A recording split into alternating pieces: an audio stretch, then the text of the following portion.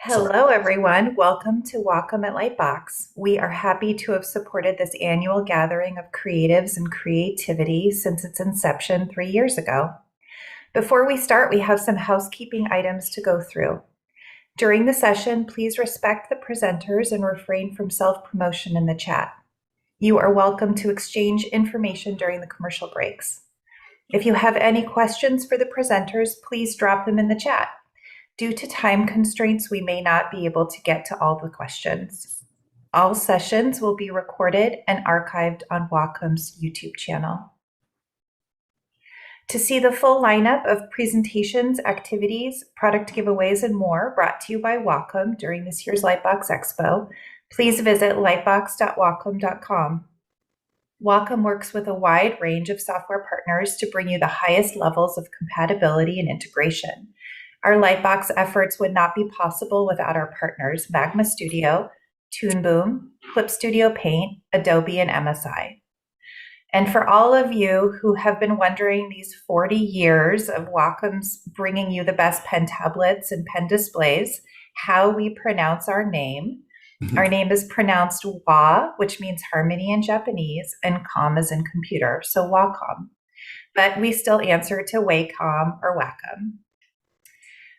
We are offering some show specials on Wacom One, as well as Cintiq Pro 16 and Intuos Pro on Wacom's eStore. Use the code LightBox21 for 10% off, US only. For any of you who might be in search of larger numbers of Wacom products for your studio, company, or school, you can always get help from the Wacom Enterprise team at wacom.com/education. Now, it is my honor to hand over the mic to our next fantastic artists. We are thrilled to present Mike Uwandi and Christina Diem Pham of the 9B Collective. Take it away. Awesome.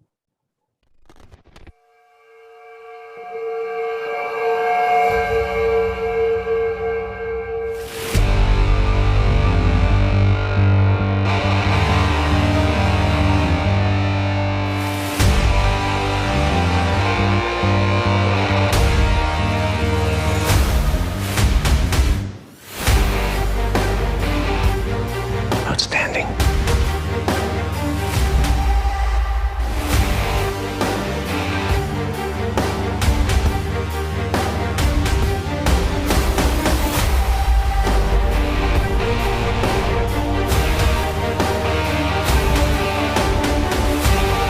You're lost.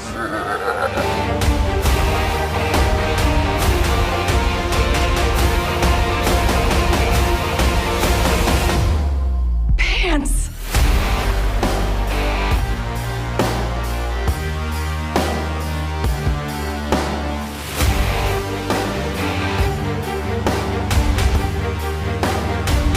Oh, you goddamn right.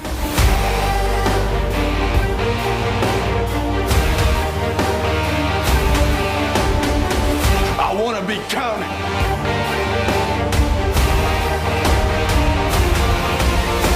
Do that shit, do that shit, do it. I say what I got.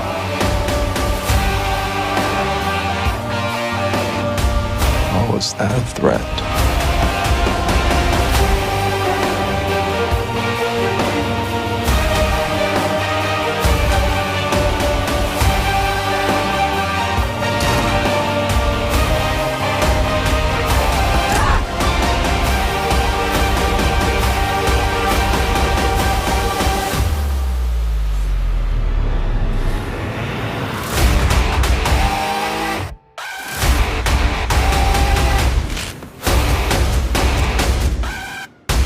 Some of us could be killed.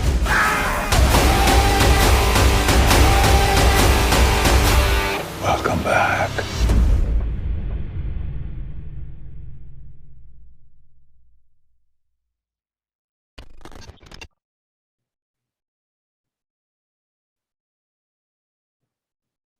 Hello, everyone. Ooh, my voice, my goodness. Hi, everyone. I'm Christina Diem Pham. I am a creative producer with 9B Collective, the first Black-owned concept art studio. And I am here with Mike Uwandi, incredible concept artist, illustrator, designer, also a co-founder of 9B Collective. Mike, say hello to everyone. Hello, everybody. Hello. It's nice Are you gonna be talking in that voice the whole time? Sorry, I think we are. You know, it just came out naturally, so I guess that's what it is. I mean, today we're going to talk about a day in the life of a concept artist, and there's definitely some irony there because normally Mike would not be up at 9 a.m. doing art for sure. Definitely not. But we are here to spend time with y'all, and he's super stoked to pretty much do an art demo. Can we talk about, like, Mike, what can people expect for this next 90 minutes? Something they can expect is a lot of weird jokes, a few different tangents, and I think like a lot of light and color talk. One of the things that me and Christina talked about earlier was I had a friend by the name of Brandon Lane, Brandonian Syndrome on Instagram, who last night said, I have to bring the chicken back. So I am going to do a design inspired by just that. But our job is to make things cool. So that's going to be the fun part is how do you take that idea and make it cool or different? So it'll be a little bit of that, a little bit of painting, a lot of bit of painting, and a little bit of color and light, and just fun conversation. So hopefully you guys feel free to talk and ask all the questions, everything, whether it's about technique, whether it's about job, whatever. Yeah, please ask all the questions. We'll try to get through as many as we can. And just for context, the people who have no idea what you're talking about in terms of bringing back the chicken, what is the story behind this? So yesterday we had a drawing jam. It was me, Carla Ortiz, Kay Asadera, Philip Boutte, Imogene Chaez, and I forgot the last person. But basically I started off drawing a chef, and then I don't know why, but then Carla Ortiz started drawing a chicken, but then we started nerding out on Final Fantasy. And so she started to make it into a Cloud Stripe chicken, then a Tifa chicken. Then we started to move into another drawing panel, and we were drawing costumes. And then I brought the chicken back on that one. And then she started jumping in, and then Kay Asadera jumped in as well, designing chickens into our cool costumes. So this time we have to do it again because why not? So you got to bring it home on the last day. So gotta bring definitely, it home. yeah. For anyone who joined that costume design drawing jam, it was just pure chaos of chickens on chickens on chickens. And you can check out 9B Collective's Instagram stories at 9B Collective for a few of the highlights of the chickens and chicky chaos. Chicky chaos. Oh yeah. Why don't you go ahead and get started, and we'll see what questions we've got. Right. Cool. So as you can see here, I have an inspiration image, but what you don't see on this screen here, let me bring it over, is I also have pictures of chicken, just to keep the inspiration going. Another thing that I oftentimes do is I have my navigation board, so I can see what my image looks like. And by surprise, I'm oftentimes looking more at this navigation screen than I am my actual painting. And I move my navigation screen, not to the next screen, but the screen over. So usually when I'm painting, I'm not looking directly, I'm looking here the whole time, just to see what the image is looking like small. And usually I'll keep my main screen in value, which is black and white. What else you see here is the palette. So we know chickens tend to be white and red. So I kept it on one side, my colors in light, which I'm imagining will be affected by blue light. And then my other shadow colors, which are going to be a little bit warmer. So that's all I have so far. And then I have like a really rough sketch here that we were drawing like about 10 minutes before, trying to kind of concept my idea. So yeah, that's what we have so far. So I'm gonna get started. Very cool. And Mike, I also want to check into, there are some questions in queue and I want to ask you some questions from the audience too. Where's your comfort level in terms of just drawing and answering questions at the same time? We're gonna find out. All right. Okay, let's get started. So we have Gemma Dunn. I hope I said your name properly. But she says, I'm a graduate animator, but I would love to work in concept. However, there's so many good artists out there already. Any advice for someone like me who's new and scared? Yeah, I totally understand your feelings. When I was kind of a student, I kind of had the same feeling as, feeling scared, not feeling comfortable, because everyone's so good. But I think the thing is to keep in mind is they may be good, but you're different. So oftentimes when you are jumping onto a new production, they won't only hire you because you're good. They're going to hire you because your ideas are different. So if you're going to be a concept artist or concept designer, a lot of the times you're producing ideas that no one else would produce. You know what I mean? So I think that is the thing to really keep in mind. And how about you? You've shared some of your origin story as a concept artist, but you weren't always some of us are, so as I know at least, I'm like, hey, you were a pre-med major several years ago. How did talk about some of that and how you entered the art space? Yeah, so funny enough, I had been drawing my whole life, literally since I can remember. But then my parents are Nigerian, my dad is Nigerian. And so something that happened was, as every time I would get excited about doing art, which I didn't know was an actual career, my dad would be like, hey, no, you are going to be a doctor, a lawyer, there is nothing else. So I would oftentimes kind of have this weird duel in the back of my head where I'm like, I want to do art, but my dad doesn't want me to do that. So I felt weird. So I stopped drawing for 10 years. I think it was around 10 or 8 years, which is the same thing. And to be 100% honest, one of my close friends who was on one of the other presentations with me, named Reggie Rockmore, he kind of showed me some work that he was doing, and I was like, oh man, that's pretty cool.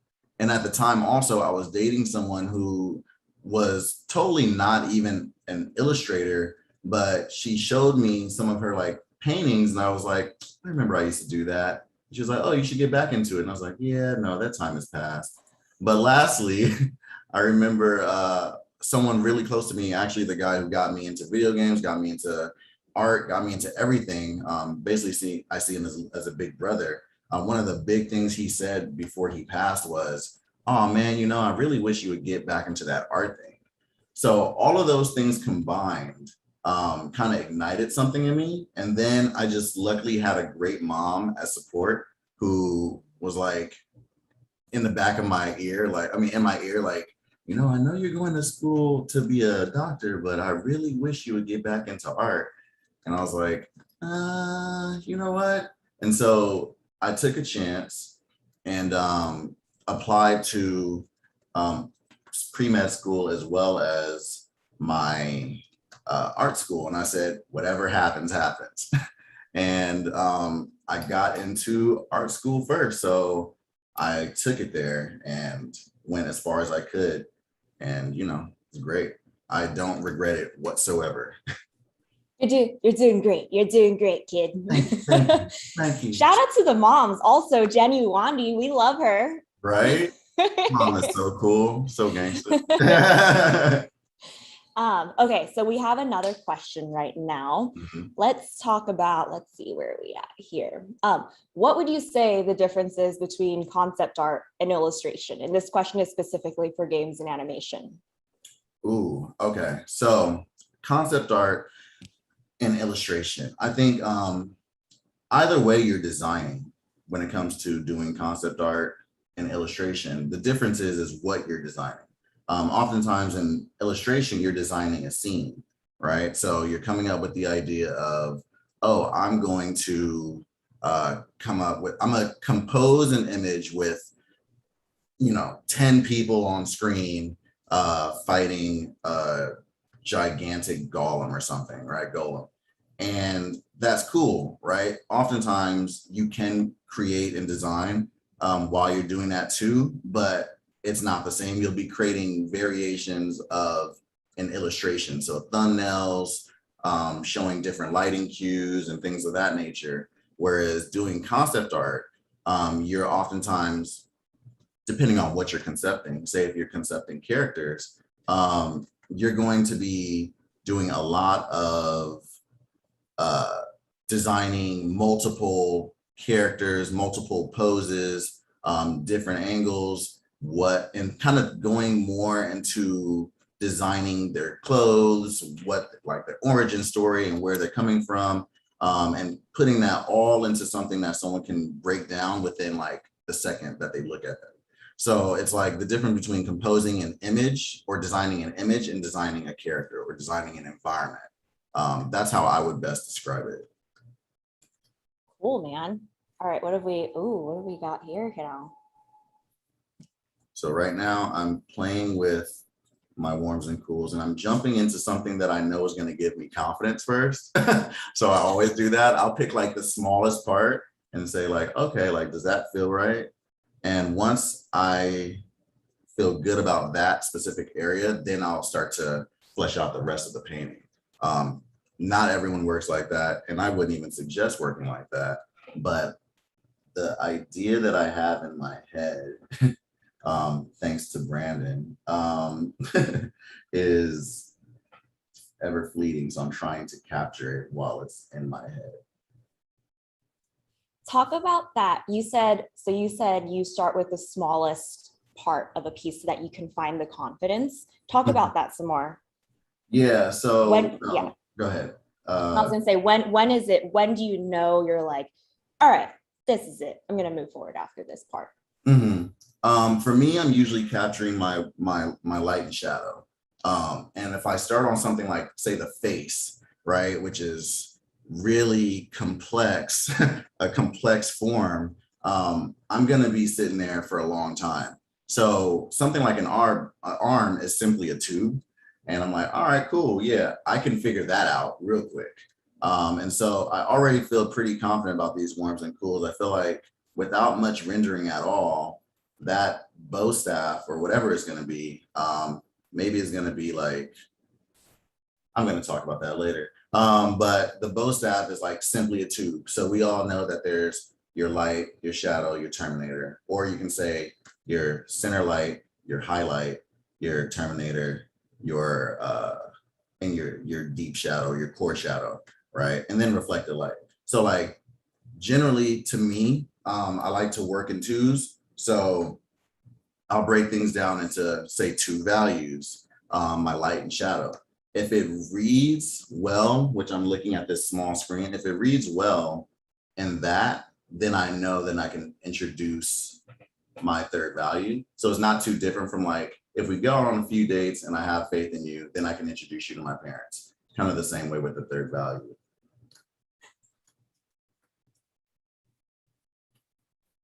So now I'm gonna start kind of playing with the idea of where exactly my light's coming from. I know that I want it to come from somewhat behind, so I'll kind of illustrate what that looks like in my head. I'm thinking maybe,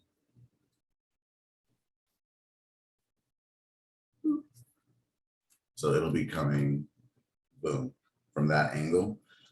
And when it comes to light, especially, I think the way I think of it is more like a splash of water, right? So as I talked about earlier, like the warms and cools side of things, I'm thinking if I had a bucket of water, right? And I wanted to dump it on this guy. And I say, maybe I want to dump it from the top. Well, if I'm thinking about it as cool light, right? Or cool water, he's going to be freezing right here where that water is hitting, right? And then the part that's not getting touched will be just a bit warmer than the part that the water is touching, because it's not absolutely freezing. But what will happen is, depending on how hard that water is thrown, then that bounced light will splash right back up, right? But obviously it's not going to be as strong as the light, as the water that's being thrown at them. So it's going to just be a splash. And depending on how hard that light or that water is hitting, it's going to splash up even higher and be even stronger. So that's how I'm thinking about lighting in general.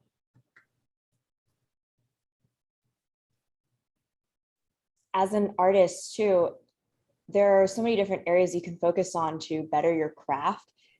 At this point in your career, like, what are those parts that you're focused on where you're like, I really need to get better at this thing or these specific things? Where do you find that challenge? All the damn time.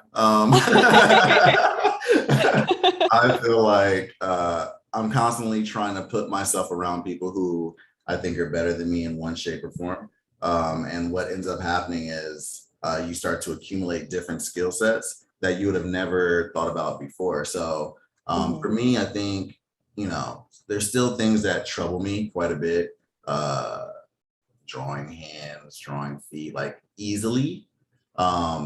It takes a lot more concentration for me when I'm doing those things. Whereas if you're like, here, draw the arm or sit there and design something, usually I don't have to be 100% dialed in. But when it comes to certain parts, I'm like, oh, I can still get better at that. I think also just, you know, it's always, every time I look at art like this, like every time I think I'm getting better, my eye gets better. So then I get worse. So my confidence is never going to stand still because your skill set and your eye are constantly battling.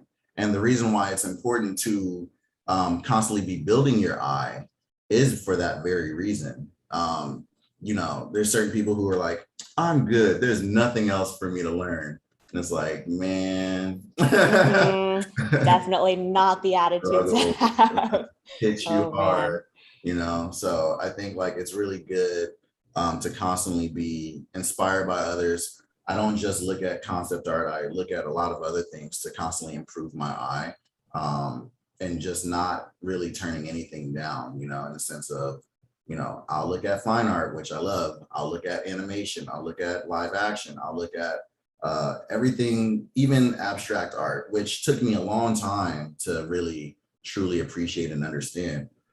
But I did. And once I started to, I was like, I used to always look at that stuff and be like, I don't understand why people like this crap. This shit is pointless. But but talk about the turning point too. Like what the I think mine's was a crazy bridge. One of my favorite artists, if not my favorite, is an artist named Gustav Klimt. And he found a way to kind of combine fine art with, or academic art with nearly abstract art. And I remember being like, you know, kind of amazed, but it took a while, you know, like if it wasn't for that bridge, I probably would have never understood, because I would look at his work and I'm like, how is he doing this? Like, what is he doing? Why? And I feel like it took a long time. You know, I used to even look at certain artists like not Da Vinci. What's his name? The guy who did the Starry Night. Can't remember right now, but he. No, why don't I remember either? I'm like, wait, hold on. You know who I'm talking about? Van Gogh. Yeah, there we go. I was like, oh wait, it's not Monet. It's the other one. Yeah, and he. I remember looking at that work when I was like just starting out, and I was like, this is crap. But then I started to see it, and I'm like, well, there's nothing else that really looked like that at the time. And that's pretty impressive. But also there's like little subtleties in the things that he does. And I think that that's where it comes from, is understanding the subtleties of someone's work as opposed to just appreciating it as a whole. And so I kind of think, in my opinion, that everyone has like a special move, right? So there's some people who you'll look at and you're like, man, their lighting is amazing. I want to light like that. And then there's other people who are like, oh man, they have so much action in their pose, like in their poses and their work, there's so much energy. I want to be like that. And, you know, kind of being able to appreciate a lot of that really helps. But also when you then look back at some of your favorite artists, like John Singer Sargent, his work is really abstract within figurative. So his work, though it looks like figurative from far, when you go up close, it's like beautiful abstractions of an arm or of a leg, even of a face sometimes. And I think that that's one of those things where you kind of have to increase your eye and allow yourself to appreciate other people's work and style, because that will eventually come into yourself, but it'll also kind of unlock the bonds that we oftentimes have when we're thinking about things like technique, right? Which are taught in school. And technique is good, it's great, but you learn technique to forget technique, in my opinion. And so, you know, your whole job is really to be an artist, and to be an artist, you kind of have to be free. So that's one of the things that I really kind of figured out and started to enjoy. You're just dropping gems all weekend. All these quotable sound bites that you have right now. You're like, to be an artist means to be free. You're learning technique. You're learning technique to forget technique. All these gems. Thank you. I'm just picturing a photo of you or a photo of your piece, and it's just a motivational poster. Just we're gonna put it all over the place. There's another lighting question. Hold on, I lost it for 1 second. Where are we at? Ooh, okay. Someone asked, when you're having trouble conceiving lighting from imagination, what's your go-to resource for lighting reference / inspiration? Very good question. I have a few. I think sometime what I'll do is I can light a 3D model, right? Because I know how to do 3D. You can sit there and just light a 3D model and it's no big deal. I think the difference is that I'm not a great 3D artist. So it's almost the equivalent of me drawing stick figures in 3D, where it's like, oh yeah, I think this is good enough and I'll light it. But I think one of the most important parts to remember is when it comes to designing, drawing, you never take the 3D too seriously. So I'm glad that I'm not that great at 3D, because it doesn't bog me down. I can just like look at it and be like, good enough, like that weird meme where the guy just like has his thumbs up, and kind of just move on from there without falling too in love with it. I think another thing, and I don't do this as often as I should anymore, because I've gotten so comfortable being able to light in 3D, is kind of taking a picture of myself. The only thing that sucks about that though is, you know, say for example, because I think that this is a question I always wanted to know. Say for example, if I am painting Christina, right, and I use myself as reference, clearly me and her are different shades, right? So I feel like I'm looking in a mirror, dude. Right? I mean, actually, you know, we both kind of have the rim light like on the same side, like we got all of that going. But, you know, generally speaking, that's where your color theory would come in, which I keep talking about because it took me so long to even understand color theory. Like, I still don't understand color theory. I feel like color is one of those things that you never truly understand until it's like over, until your life is over. It's such a complex thing. I think a lot of people say like, oh, color and value are the same. And it's like, no, that's not necessarily true. If you were to think about color and value is almost like the skeletal structure of a human being, right? But color is like your muscles, right? Yeah, they work well together, but they're not the same. So, and as you guys know, you know, skeleton systems, like what, 206 bones, but muscles are like a few thousand. So there's so many depths to color that generally when you see someone who is able to then play with color, that's where you're hidden. right? I think a lot of times we see people's work where it's kind of chalky, and that's usually, or muddy, and that's usually because the value and their color isn't in the right spot. So I think of this stuff as like, it's gonna sound terrible, but I I feel like your light and your shadow, for example, are totally separate.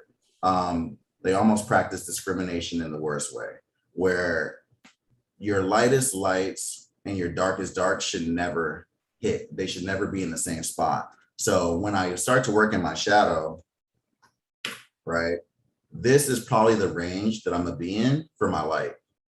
But even the darkest dark of my light should not be the same value as my dark, or even the lightest lightest of my darks. It shouldn't intercede. So they should be totally separate. And I think that that's where people's work can get a little muddy or chalky, is from that exact thing. All right, so let's have a little bit of fun right now, but keep on with the questions. Oh, yes. Okay, so this talk is called A Day in the Life of a Concept Artist. So of course we're getting questions about what is your daily routine as a concept artist? You know, Walk us through your... you know, it used to be so simple, not that long ago, where I was like, oh, you know what? I go to the gym, I wake up at 6:30, I go to the gym, and then I'll come back, I'll have some tea, take a shower, and then from 8 to 12, not look at my phone whatsoever. I used to love those days, but that's unfortunately not how this goes anymore. Now with like having a company, and you know, working for a really big company as well, that's not the way it works anymore. So it's kind of not so organized, but the framework is there, and the framework is definitely somewhere in those lines. Like, yeah, I wake up generally around 7. I don't speak from 7 to 12. I don't use my words, and then I start to come alive around 12. That's when I'll start to answer my phone and stuff like that. Usually because I'm usually designing a lot. And when I'm designing, I need to be in a certain mindset. And usually words, or the use of words, does not allow me to be as free as I want within my mind, right? It's kind of like listening to this quiet voice in my head, and I can't be distracted too easily. It's just too easy for me to be distracted, because I do like to rant. If you can get me to rant, it'll be a long day. This brings me to another question that is also very relevant. How do you find energy to work on personal art outside of work, if at all? Yeah, that's a good question. So I do a lot of my work in my sketchbook, if anything. That's usually what I'm doing. And I sketch a lot, but I don't get time to do finished work the way I used to, which saddens me. Sometime also I will kind of play around and start doing things piece by piece. Like, to be honest, during this LightBox Expo, while I was looking at some of the presentations, even while I was in some of the presentations, I was actually sketching, and I probably did like 4 or 5 like digital sketches that are probably like maybe at like 60% done. So I find time if I can, but generally I'm like in my sketchbook, because I enjoy the thought of exploring ideas more than exploring like a finished painting and stuff like that. Like, I like to think, especially because I feel like my mind is all over the place. So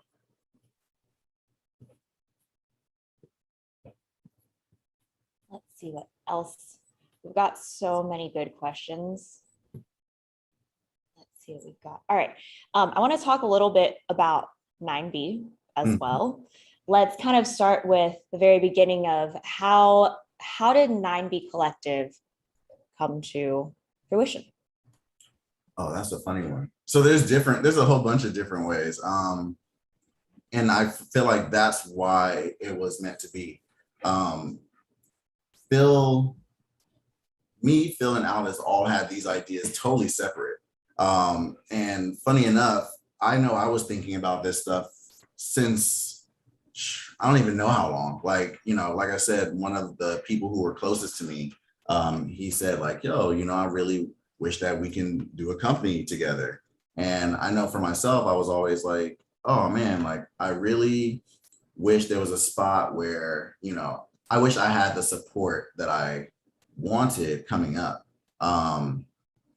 For Phil's side, he kind of led something called like a drink and draw also, where he, the year prior, he was, you know, kind of surprised at how it was like for Black History Month, actually. And he was really surprised at how many Black people came to that event. And we're like, damn, you know what? Like for as long as I've been working and for as long as he's been working, I don't recall ever working with another Black person like ever, right? And so sometimes what happens is you feel kind of monolithic in the sense where you're kind of expected to have all the answers. Meanwhile, you're too scared to really speak up because you don't have the backup or the support. Like we, you know, we're not monolithic in the sense of, I don't know every single thing about every single person in my culture, and no one does, right? So it's kind of, it kind of becomes unfair when the numbers aren't there. But also, to be honest, I just feel like there's something that we need in general, minorities in general, to kind of have that. Like I think a lot of Nigerian especially, but a lot of African, a lot of Asian artists who I know, a lot of Hispanic artists who I know, it always comes down to parents thinking that it's not a viable option. And it's like, it's a viable option, and it's definitely a hell of a lot safer to actually start to participate in the arts, because so many people have this amazing skill so early and then they drop it. And they usually drop it because it's not cool, or, you know, they don't feel like it's an actual job and things like that. So we wanted to show, for number one, that it's a viable option. Number two, we wanted people to be able to work together, because I feel like there's a lot of power in that. In general, you know, more and more content is becoming more diverse, right? But now it's also becoming more specific. So with that being said, we definitely want to make sure that as we push for specificity, we also push for diversity and building up the skill sets of some of these artists that maybe have not gotten a chance. You know, also, when I was at Art Center, I know I didn't get too many chances, just simply based on not my skill set, shockingly enough, which would have been fine, but more so based on the fact that there was a lack of familiarity culturally. And so I would never want anyone to feel like that. That sucks. So we want to provide a spot where all of those things can kind of come true, and giving people a chance to kind of prove themselves instead of waiting for them to have 10 years of experience and then saying, all right, yeah, I think you're ready, you know? Yeah, I think you bring up such a good point, because a lot of it is, I mean, working in the games industry too, I didn't know games could be a career, because also just as a kid, my background itself is in journalism. They're like, well, guess you're going to be, my parents are like, guess you're going to be living with us forever. And then eventually working in entertainment and then getting into the games industry. It's just something where it just seems so far-fetched, but so much of what is out there right now, the technology that's out there, the type of educational resources that are out there for aspiring artists and creators is just so much more vast. But you bring up a good point, because you talk about, when you talk about wanting to make this space for 9B like a space for those who want to enter the industry, like so much of it is about accessibility too. And art school is hella expensive, man. Hella, Like, oh my God. Dude, dude. It's like not even right. Dude. Not even Yeah, right. it truly, art school can truly bring about that starving artist mentality. And 100%. yeah, so I think with 9B especially, and speaking to it, to what I've witnessed from you, Phil, and Aldous, it's, you guys make yourself so accessible for people who have these questions. Like you lend people your time, and that is a huge thing, because I think breaking through that barrier to just be able to learn from people who are already doing it, and seeing people who look like you that are doing it, is such a game changer. Yeah, I think it's definitely a big thing. I know for myself, I used to feel so awkward reaching out to people, and I never want to forget that feeling either, because I feel like it's one of those things where you get so scared of reaching out that you end up never reaching out and never getting the answers that you are looking for. And so I've been there, and I hated that feeling with a passion, just being like, oh, like now, once you get a few rejections, it's so hard to get out of your own head and say, oh yeah, no, like, not everyone is like that. You kind of just start to get a little nervous and a little scared. So for myself, I was definitely like on the nervous side of reaching out. And so I just never want someone to feel like that. Yeah. And when you're reaching out to people, there's the part where you're reaching out and having that networking side, but also there's the part where you're reaching out and building your portfolio too. Like, can you talk about both of those? Like, hey, basically cold calling and cold reaching out to people that you might not know, and also building the right type of portfolio. How do those two go hand in hand? That's a really good one. I think for myself, I kind of played it a lot more strategic.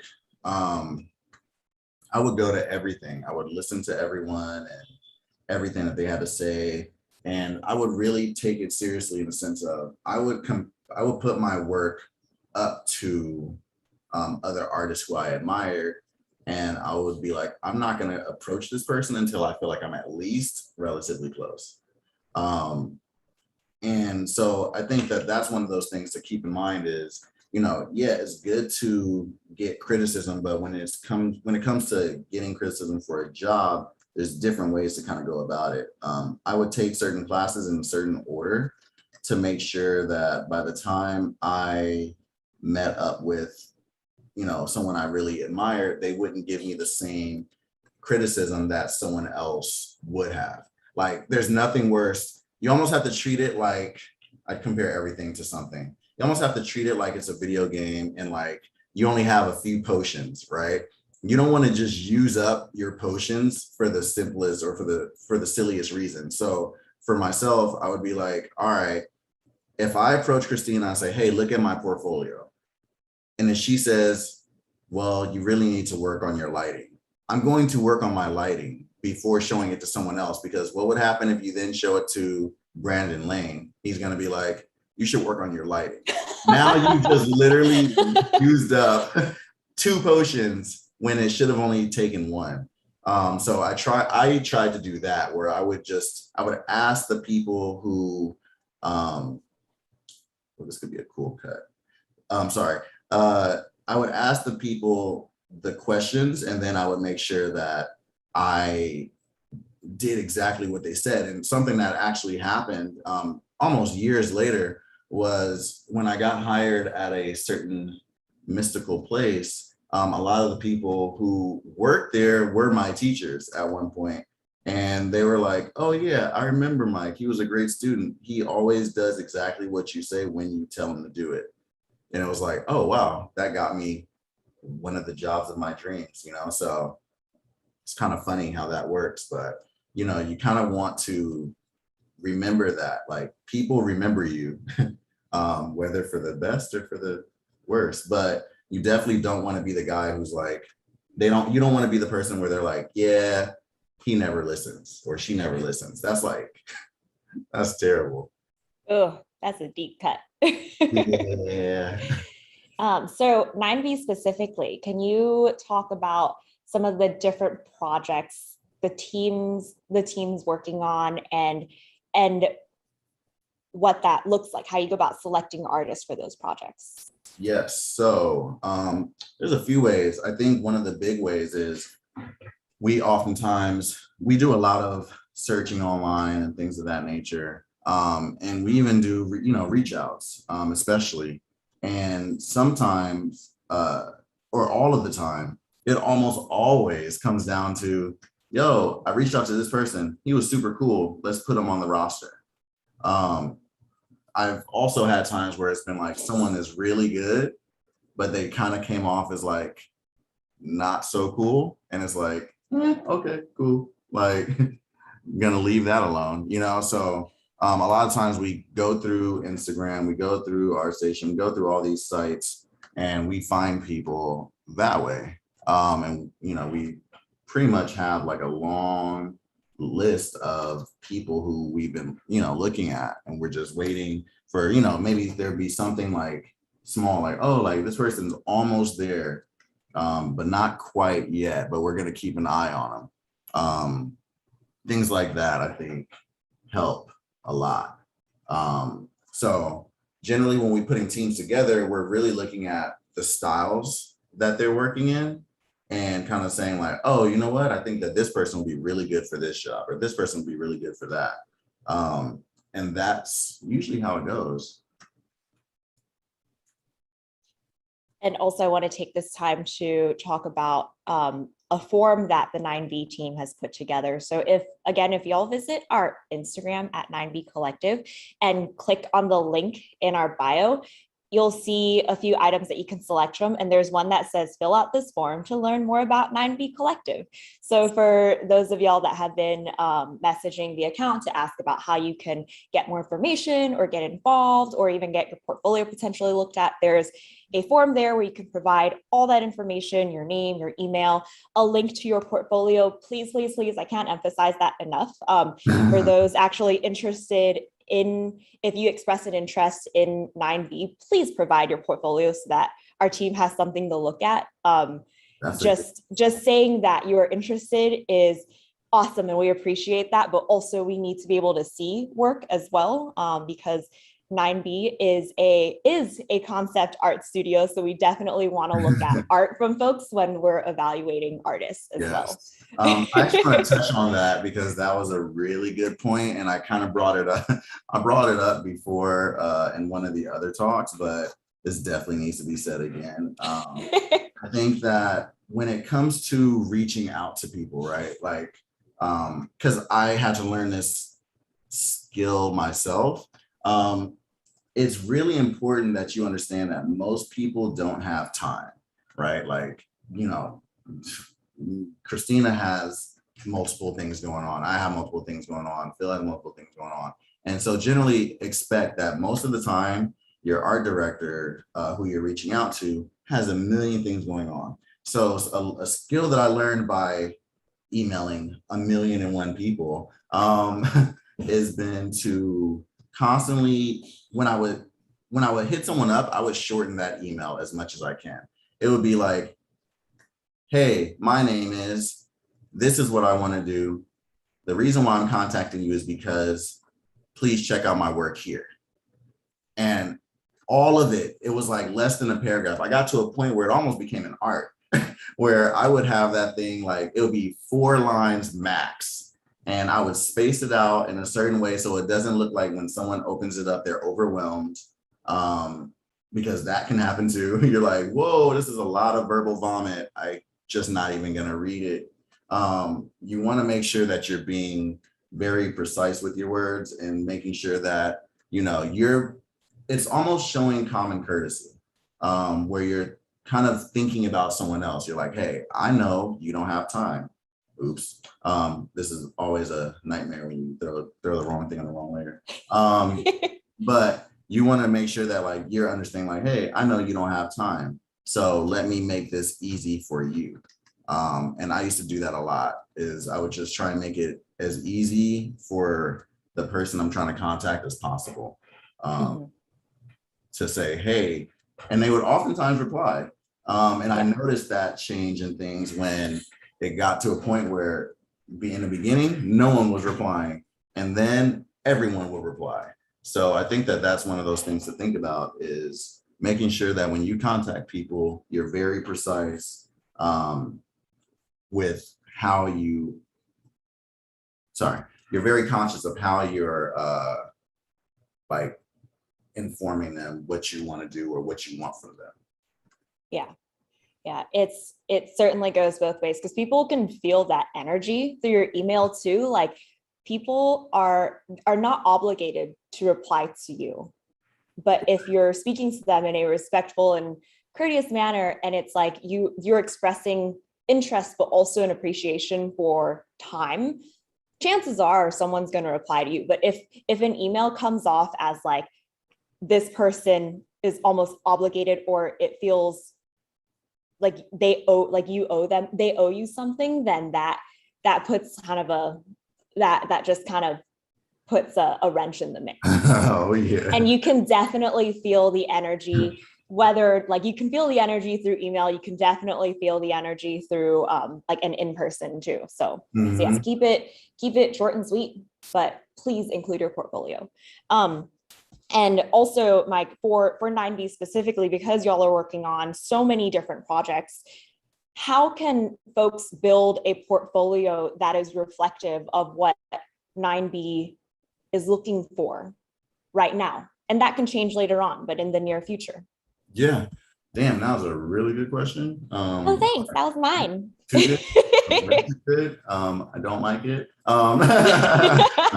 That was a really good question. I think a lot of the times, I know the real thing everyone says is, oh, well, try and cater your work to an employer. And that's one thing for sure.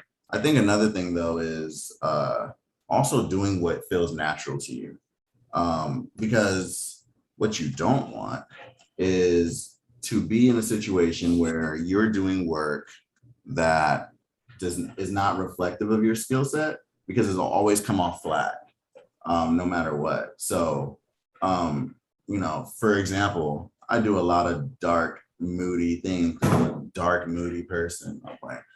But kind of. But I think that a lot of the jobs I get nowadays, they're like, hey, can you do that thing that you do? I'm like, oh, well, please. Yeah. So I think like a lot of the times when you are doing you and you're doing you to the best of your ability, the work finds you. So we'll find you. I was waiting for you to continue, but you just kind of mic dropped at the end right there. So yeah, I felt like that was like really on point. I was like, oh. Pat yourself on the back for that one. Okay, let me see what questions we've got here. All righty. So you've talked a lot about some of the work you've done and have kept these company names very hush hush. For those who are less familiar with you or even your work, talk about some of that. Like we can look at Instagram right now and see that you recently released some concepts from Ahsoka. Yeah. So talk about some of the different work you've been doing. So I do a lot of my work now for Marvel biz dev, which has been a dream come true. But even prior to that, I've worked on things like Star Wars, Mandalorian, which is really cool, really fun project, intense. I worked on Star Trek, Picard. I've worked on Westworld, season 3. Really fun. Worked on things like Goosebumps, worked on a few video games. Kind of been around the block and then some within a short period of time. I would often take like 3 or 4 jobs at a time. So I was kind of able to build up my resume relatively quick. Not that I would recommend that, but that's something that I was able to do and I really enjoyed it. Yeah, but currently I've been at Marvel for about 2 years now, which the time just kind of passes by. And so I've been loving it there. How did Marvel come to be? Like, how did you even get your start there? Man, well, I could tell you the real story. I could tell you the cutesy version of it, but I think like it was kind of planned in my head, and then it luckily came to fruition. I think my goal was to always come into to work at Marvel, and one of the cool things that happens is, you know, people teach. And so I was really lucky enough to so I had a plan in my head. The plan was I'm going to take the classes of everyone at Marvel whenever they would teach, and I would just try and learn as much as I could. But before I would take those classes, I would have to eat my vegetables first. And by eating my vegetables, I'm referring to, I would do things like, oh, I'm going to take an anatomy class. I'm going to take an anatomy class, and then I'll, you know, take a class with John Stock, or I'm going to take a perspective class, and then I'll take a class with Kevin Chin. And I would do that. And by the time, as I mentioned, like by the time I got in there, everyone, like almost everyone's like, oh yeah, he was my student at one point. It's like, yeah, I was. But that's what it comes down to, is like kind of having a plan, right? And I always think about it in the sense of, you know, I compare it to something that I'm always familiar with. So for me, sometimes I'll compare it to like something like working out, right? I'm like, okay, well, you know, you're not going to be able to bench 325 right away. You have to ease into it by working out all the other muscles to eventually get to that point, right? Like you can't just work on your chest all the time and say, yeah, eventually. But like you have to work on everything. It's a whole unit. And so I would treat it like that, where I would be like, all right, you know what? I'm lacking in this. I need to build this before I deserve to take a class with Kevin Chin again. And that's how I would kind of map it out. Did that even answer the question? I mean, I think so. If folks Okay. have follow-ups on this, they can certainly ask. So Yeah. we'll get into it. There's another really, really good question. Mhm. This person asked, do you have any tips for staying physically healthy and not hurting your arm or back after drawing for hours? That's hilarious because it's funny for so many reasons, but one of the main reasons is it was funny because I'm like, oh, I'm not usually sitting the way I usually would sit while I'm working. I sit in the worst way. I literally will sit there. I'll have one leg up like this. And I'm just drawing just like that for like long periods of time. I'm just like in my most relaxed state. Just, it's terrible. Don't do that. But I'm doing it right now, but don't do this. Okay, so what good advice can you offer for people? The good advice I would say is one thing that I know for myself is I work out like every other day. Now, it used to be I would work out every day, but I don't have the time for that anymore because these old bones, you know. But I work out every other day, and then on the weekends, very early morning, I'll go on a bike ride. And so the reason why I did that is because I was looking at a lot of the artists who were older than me, and they weren't even that much older than me, but they were old enough. And I would see these physical ailments that they would have. And I was like, nope. Prevention is a lot more important than, you know, just simply fixing the issue. So I was like, I'm going to avoid these things at all costs. And so I would just very much so get ahead of it. So I think like in reality, you only need to really work out like at least 30 minutes a day, they say, but you can work out for a good like, you know, hour every other day, sorry, and kind of get to where you want to get to that way too. But I try and make sure that I'm doing things that will require movement, because a body in motion stays in motion. Dang, another gem. Bars. What sort of workouts do you do? What activities do you apart from biking? So actually, me and Christina, Pham here, we rock climb, miss rock climbing. We have to do that this week. Oh my God, we gotta go. We gotta go. Come on, man. Yeah. The gym misses you. Yes. We rock climb, which is to me one of the better ones. And the reason why I say that is because art, especially in design, you're oftentimes using your mind, right? So the reason why I like rock climbing, because every time I would mention rock climbing to people, they always get so scared. They're like, I don't know about that, man. That seems hard. And it's like, dude, there's levels to it for a reason. But one of the things about rock climbing is it forces you to think. And so to me, it's very much like you're problem solving while working out. And it makes it really fun like going to the gym, it's cool, but it's not, it can get boring very quickly. So that's one of the things that I would say. I would work out doing rock climbing. I would go to the gym. I don't go running anymore, so that's painful now. I would do little things. I would even play pickleball, which I've been trying to get Christina to join someday. Christina and Hefe, that'd be dope.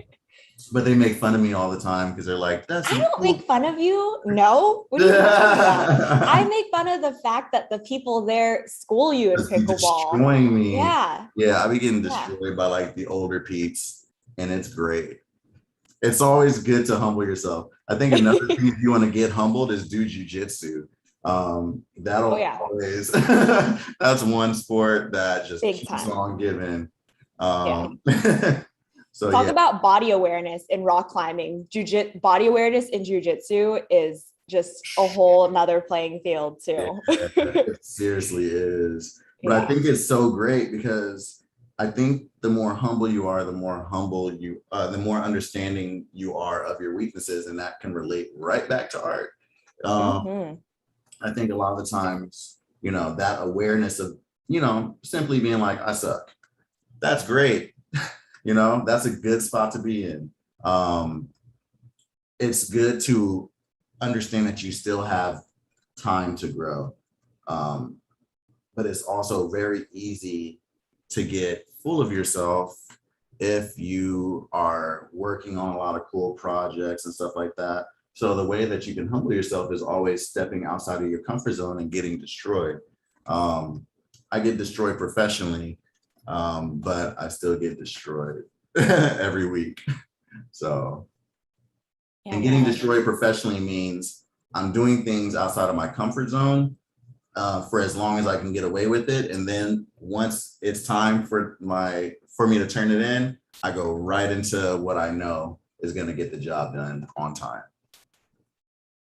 Hell yeah. It's humbling yourself is about removing that ego. I mean, ego is always going to be there, but finding the balance in your ego is going to take you further and further.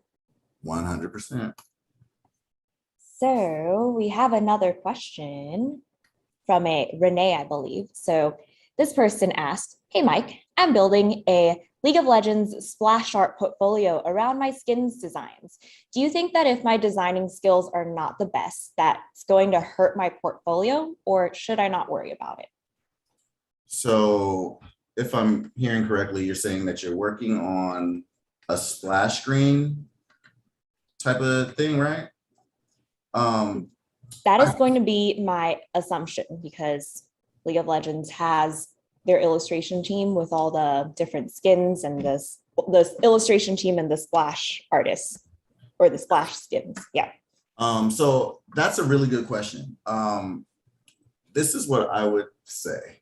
If your design skills, I'm gonna be 100% honest because I believe in honesty when it comes to criticism.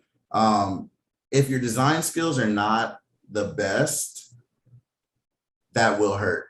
Not the best as in if they're bad. Honestly, if they're bad, it's gonna hurt you.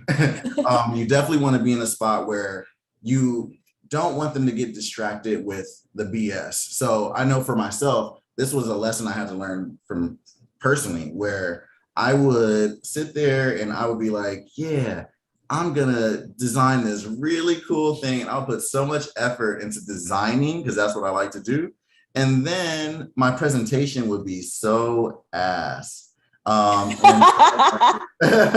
So people would be like when people would look at my portfolio in the very beginning, they'll be like, yo, son, this is not like, they wouldn't even look at it because my presentation was so bad. And I would be so annoyed because I'm like, why the hell does this presentation crap matter anyway? Like, I just want to draw. I'm clearly doing a decent design, you know, what is it? And I understand that, you know, similar to speaking, it's not always about what you say, it's about how you say it, unfortunately. That's what people gravitate towards. And it's the same thing with your design. So you don't want to, what I would say is you don't want to leave anything for someone to complain about. That's one. Two is you never want to, if you look at something and say it's bad, this is a lesson I'm teaching myself every single day. I swear. Any day you're like, yo, this is pretty rough, someone is gonna look at it and be like, son, that's pretty rough. I used to have a friend very early in my art journey where I always do this too. I like to pair up with other people and just like crit each other. We would just, you know, have that secret person that we would send work to.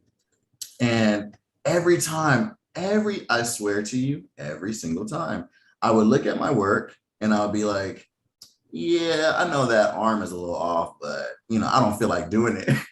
And every time I would send my work to that dude, he'll be like, yeah, this looks cool, but, and then he'll zoom in on the part and he'll be like, you really thought you could get away with that, huh? And I'm like, oh no, you see that? And he's like, yeah, I see it. And he would just, every single time I would get the scolding of my life because I was too lazy to just change the little things.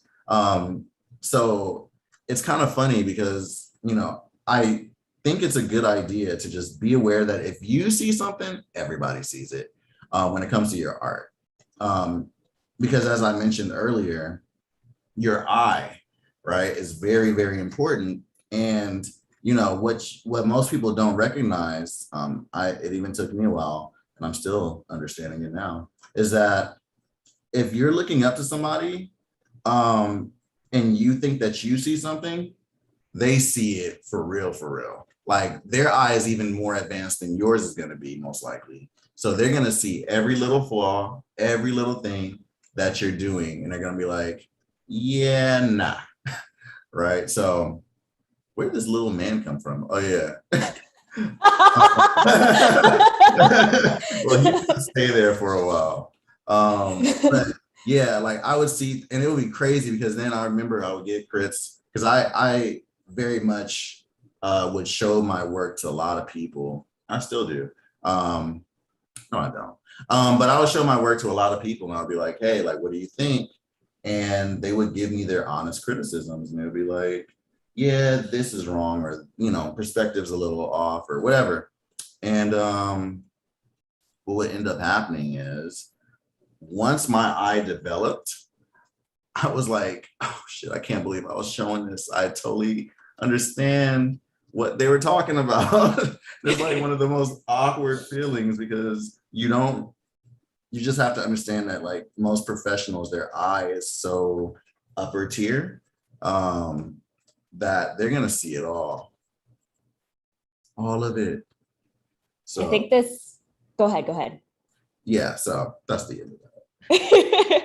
I think this takes it back to a talk you had a couple days ago with Reggie and Mikkel, but you're talking about following your gut. So if you see something wrong with your art, expect that the person you're showing it to is way better than you.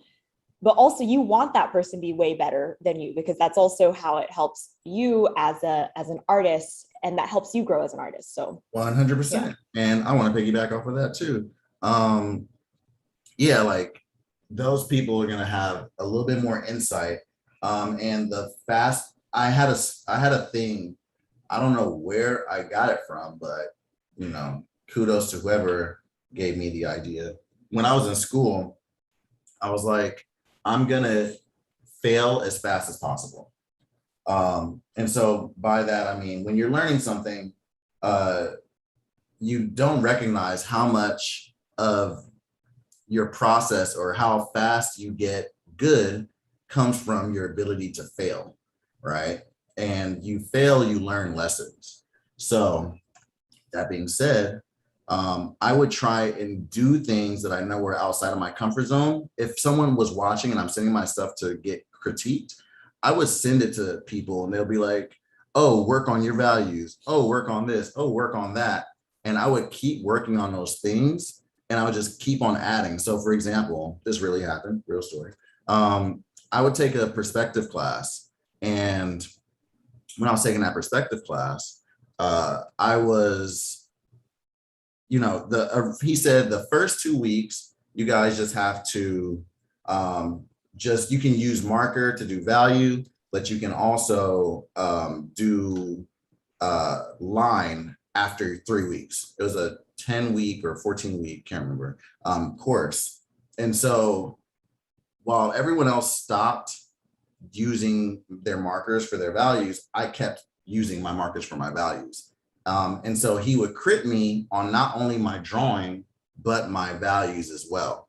And so that was really helpful for me because I was getting better and better faster because he was always critiquing me. And I was always doing the extra work to get critiqued, So I think that's something to think about, is always put yourself in those positions where you can learn, and understand that the people who are critiquing you are trying to actually help you. So I know it's very easy to, it's so easy to like get offended when someone gives you like a raw critique, but understanding that they're actually doing you a favor is pretty important. As you were making your way through the industry too, like something I know about you is that it's easy to read your face and see the different facial expressions that you have when you're potentially reacting to something that someone is saying. Mm-hmm. But when you started out in the industry and taking in that critique, how did you find that way of processing it so it wasn't just like, oh my gosh, this person is totally offended that I wouldn't take their feedback after they were trying to help me? Where did you find that common ground or balance for yourself? For that kind of stuff, I just never really took it personally. I would make sure that I would go up to people and I would literally tell them, give me the rawest crit you could possibly give me, like every single time. That's how I would introduce myself. When I would ask for a crit, I would be like, hey, can you show me absolutely no mercy? Because I also understand that there's a lot of nice people in the industry. And some of them are a little nervous to be very honest. And so I would always kind of be like, hey, can you please just show me no mercy? One artist almost just wrecked my life in a great way. I remember just being like messed up for like a whole week. I don't want to always tell the story, so you could probably like see some of the old talks I've had, and I mentioned the name there. But yeah, I asked him for a really raw crit, and it was almost like he was waiting for this his whole life, and he was like, I've been waiting for this shit. He just like laid all the way into me, and I swear to you guys, I was like, on my heart, like I was like in a weird place. I don't even know how to really describe it. I was like somewhere in between zones, somewhere in between life, where for about a week, I was like wrecked. I was second guessing everything. But once I recovered from it, oh, it was over. Like, it was such a great experience for me to allow someone who I respected so highly to totally destroy me. Yeah, and and if I'm remembering correctly, this is the advice that pretty much was a game changer for you as an artist in the industry. 100%. I'm picturing your eyes just welling up like an anime, just trying to keep it together. Similar. It's all just. It was totally Vegeta eyes. I promise you. It was like, eye just like, how can you do this to me? Like, it was like one of those.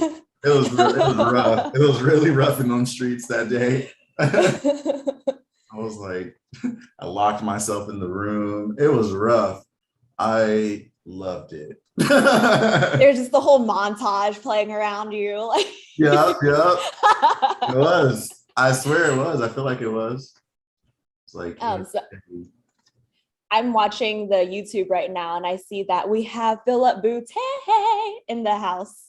Big boot. Oh yes. We also got Rockmo in the chats. Rockmo. That's the guy. One of the guys. Oh yeah. We also have Brandonian Syndrome in the chat. Brandonian Syndrome. That's my boy. Yeah. So funny thing, I call Brandon big bro, right? And I've known him since forever. Like, literally, I met him and Reggie when I was a wee lad, and we were such nerds. Like, we were such nerds in a time when it was not okay to be a nerd. But the thing that I really appreciate about Brandon is he's a constant, just like, he's such a giving soul. And when I wanted to like really get into art, and I was like, okay, you know what? I think I'm gonna take this seriously. He's the guy who taught me Photoshop, actually. I had a really, and I don't know if he remembers this story, but not only did he give me my first Wacom tablet, and kind of really supported me, he also helped me find my first art school as well. And the cool thing about him as well is when I took a class where the teacher, in the nicest way, had her biases, right? And she wouldn't teach people who looked a certain way. And so half of my class, it was like maybe a quarter of my class were a certain group, and the other 75% was another group. And she would constantly ignore that other group. So eventually the people began to drop off, right? And what eventually happened is I was like kind of complaining about it to Brandon, and he was like, you know what? Let me show you some tricks that I know. He's always going to be humble, so he's going to be like, I don't know much, and he pretty much showed me like the whole damn program. And from there, I learned so much, and I was like, damn, this dude really looked out. If it wasn't for him, I 9 times out of 10 wouldn't be doing this. So big ups to B. But yeah, it's a big deal of surrounding yourself with good people. And I try and do that. I'd rather be alone than be around crappy people. So I think that's something we should all strive for. So be more like Brandon, my friends. Let's see. Got another question here. All right. So to break into concept work, will I need to do work that is an antithesis to my style? Meaning, if you like to draw moody things, dark moody things, would you need to take any job regardless of theme if you are new? Sounds like this person is looking to enter the industry or is very early on in their career. Copy. That's what it's coming from. Yeah. Yeah. So what I personally, you definitely have to adapt, right? And I definitely adapt. Because I also like drawing happy stuff. Like, funny enough, no one's ever seen I think Christina's probably the only person who's seen my personal work. Like, as of late, it's like the softest stuff ever. But what I do for work is all moody, because I'm more so moody most of the time than I am super happy. So with that being said, you definitely should try and kind of put it through the filter, but it still needs to remain you. And I hope that makes sense. That's really tough to explain, but you know, I'll do something dark and moody, but I'll also do something really exciting and like, you know, happy. But it'll still have something in there that would essentially allow someone to look at the work and be like, oh, that's Mike, right? Like, you can tell people's work from like a mile away once their style develops. Like, I can always tell Phil's work from anyone, right? And I can always tell Reggie's work from anyone. I can always tell Brandon's work from anyone. It's, you know, we all have a style, whether we want to believe it or not. So ultimately what I'm saying is, yeah, you're going to definitely have to kind of adapt, because that is part of the job. Your job is to adapt, right? Just like I'm trying to adapt to drawing something that is revolving around a chicken somehow. But you have to adapt, and it'll always come out through your filter.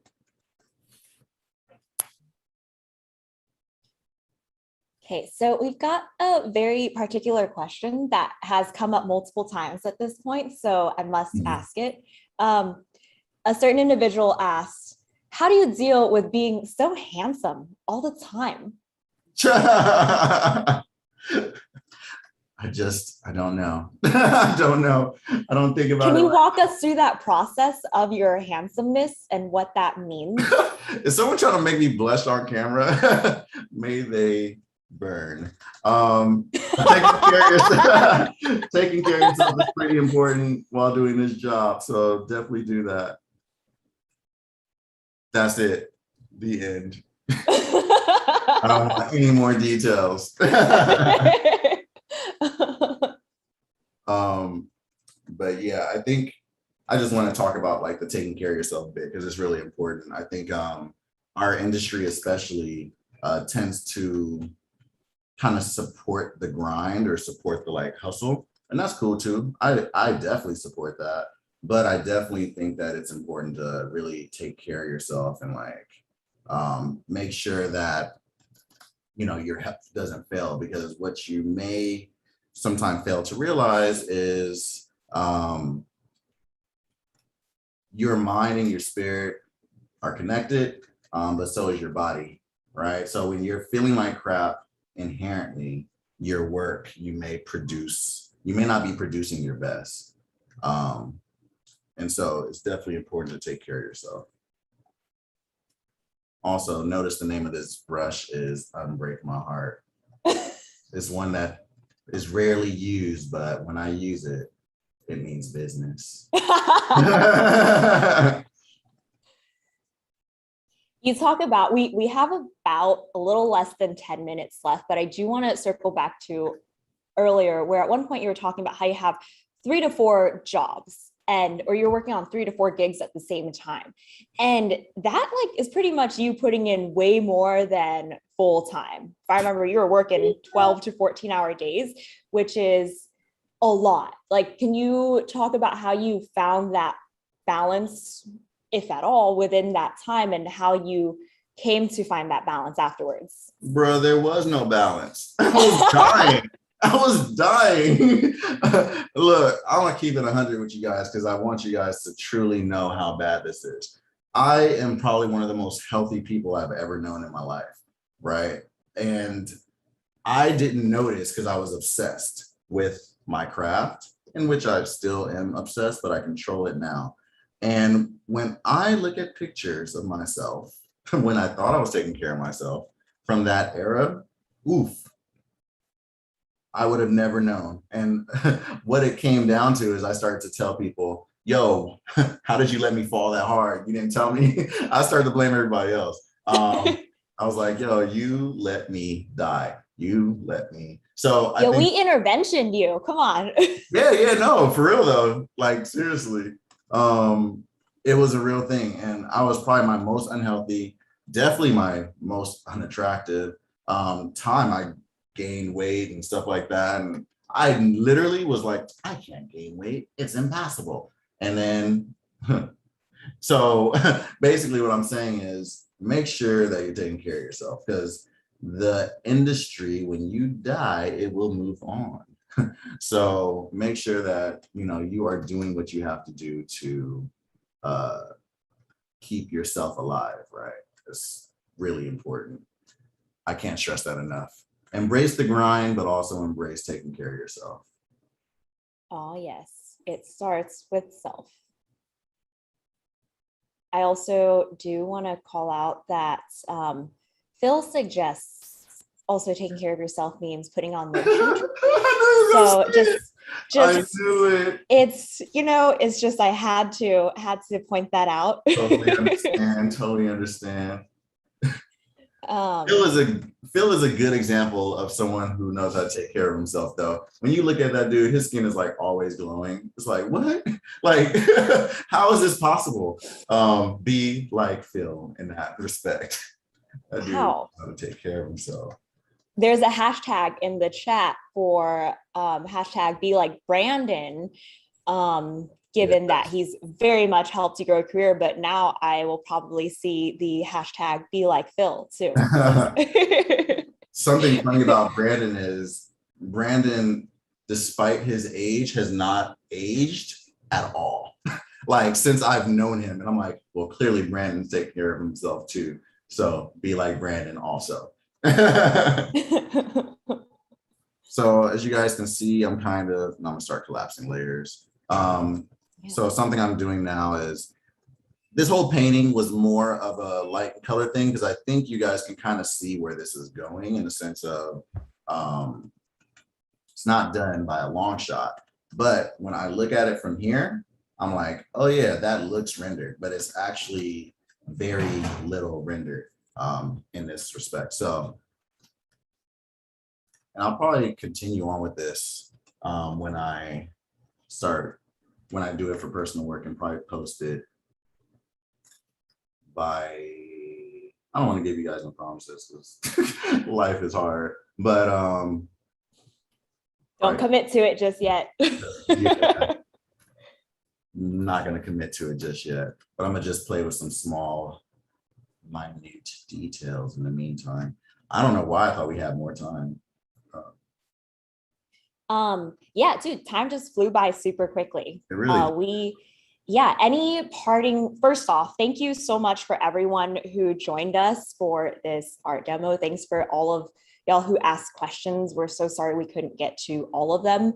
We wish we had way more time. However, before I toss it back to our Wacom team, do you have any parting words, Mike? I guess because this is something that I know if I was watching, I'll be like, what the hell? I want to know this, man. I think one of the things is I'll just kind of let you guys know what I'm actually doing and how I'm thinking about things. In the sense of this design and sense of this painting, just so you guys don't feel cheated by not seeing a finished image. Also know that I'm very masochistic when it comes to myself. Christina knows that I will I will burn myself to do something to a certain level. But with that being said, so essentially what I'm doing is I'm looking at it like this, which is also me looking at it like this, right? And you see how small that is. Right now, what I'm doing is I'm picking a bias and I'm saying, you know what? I want to play in the light side, right? So what does that mean? Most of my details are in the lights. My darks are not so much detailed. It's almost like you can barely see what's happening there, right? And of course, I would add, continuing on, I would add little indications of something here, just kind of playing with my darks and being like, oh, like, you know, sign here, it's like very faint, right? But then in my lights, it's very easy to see where this is going. And so I'm playing with that idea, but I'm also trying to kind of design on the fly while also playing with things like, it's all about subtlety, my friends.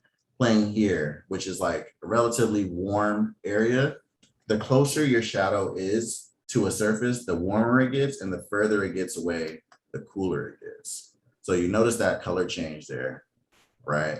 And that's kind of what I'm playing with. So I'm doing all these things, kind of keep in mind, because white is like the hardest color. I swear, to me, white is the hardest color to paint. And why did I pick something white to paint? Because I am a masochist and I am trying to destroy myself right before your very own eyes, live. That's what I do. But it helps me improve. So basically that's what I'm doing. That's how I'm thinking. I'm kind of thinking while talking. It's a very fun journey. But that's some of the things I'm doing. Also just kind of developing everything else around the main focus, which is going to be the face. And now I'm having fun and I feel like we're just warming up. So I might end up just working on this damn thing till the end of the day. And then I might post it very, very soon. The other thing I'm thinking about is my planes, right? So I'm thinking about my light, as I indicated here, is coming from like the side. So he's basically, someone is splashing water on him from the side while he's sleeping. He's not too happy about that.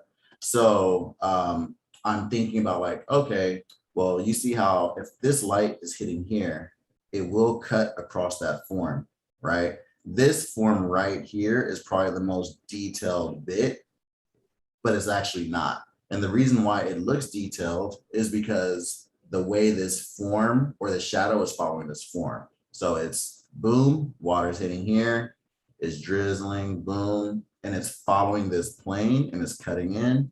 And then eventually what would happen is it would continue here.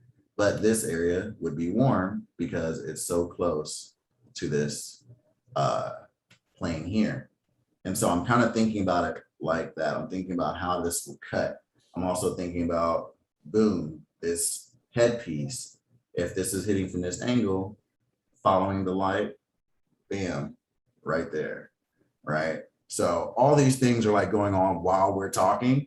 And lastly, I guess a little thing that's fun to know is when you're thinking about your light and shadows and thinking about the separation that's happening here, you're thinking about where that texture is going to be, right? So as I mentioned, if I'm a camera, when you take a picture of yourself, whether it's through your phone or through a professional cam, you're going to notice that the lens also has a bias. So you can obviously select like, oh, I want it to be in the light side or I want it to be in the dark side.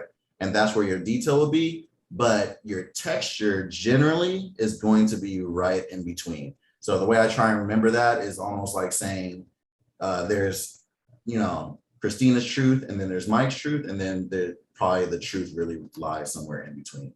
So I'm kind of showing here that just doing little things like that, if your texture is around your Terminator area, then that's where the texture is really going to read the best. It's not necessarily going to be all over the place like that. So yeah, that's what I have so far as that. Hopefully I gave you guys something that you can take with you. Because I know, especially when it comes to lighting and color and painting, people tend to charge for that kind of stuff. And you don't find out the truth about most of this stuff until way, way, way beyond your time. But hopefully these are things that'll keep staying in the back of your head. And then when you finally utilize it, you'll be like, that's what he was talking about, because that happens to me all the damn time. Dude, this has been so freaking awesome. For those of you who have outstanding questions still and we didn't get to them, please feel free to submit them via the link in 9B Collective social media. So at 9B Collective on Instagram, there's a form you can fill out in there, DM us questions, and at some point in the later TBD future, we'll do an AMA with least one of the co-founders of 9B so that we can get all your questions answered. And we'll definitely keep a running list of them so that we know what people want to hear about. So again, follow 9B Collective on @9B Collective, and also follow Mike Uwandi on Instagram @BlackBearUwandi. Yeah. So we also want to thank LightBox Expo online for giving us this space to do an awesome art demo, and Wacom for hosting us as well. Yes. And if you guys have any other questions, hit me up via the Instagrams. I'll be there. Yeah, that's it. That's all I really have, honestly. Okay. Can we also, you and I, get very close to the camera so that our team can take a photo? Yes.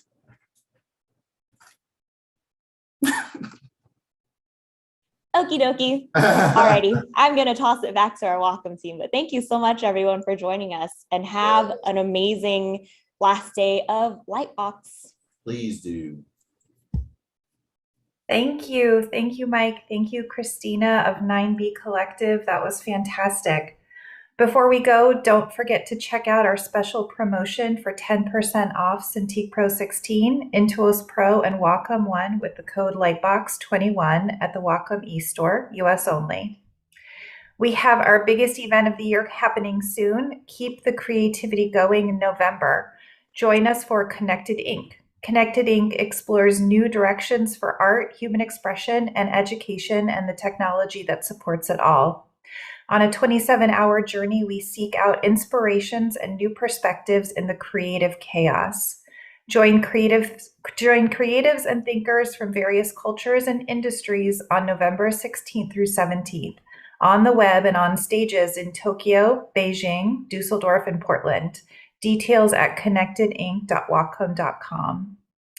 Our next session is with Yingzong Xing. It's her art journey from China to the US at noon Pacific. During the break, we will be featuring art from our amazing community live on screen. For a chance to be featured, use Wacom LBX on Twitter with only one image in your tweet. We hope to see and help share your lovely work. See you in the next session.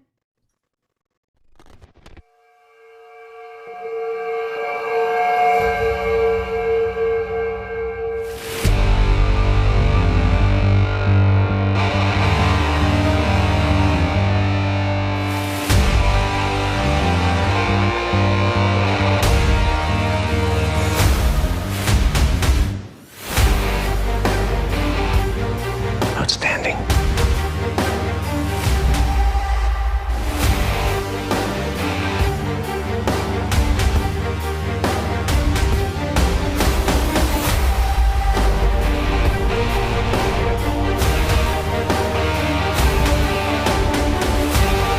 You're lost.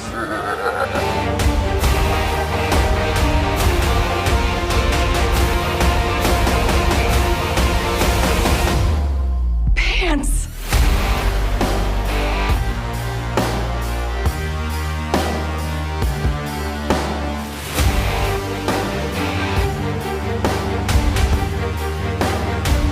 Oh, you goddamn right.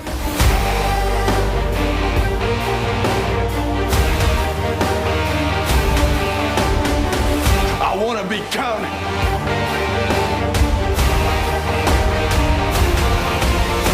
Do that shit, do that shit, do it. I say what I got.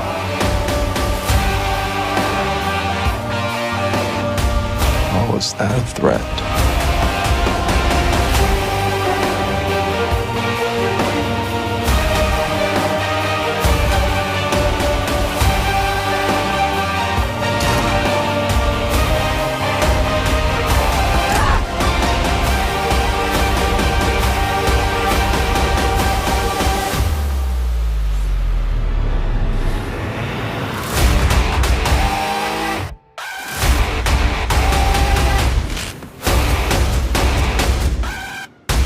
Some of us could be killed.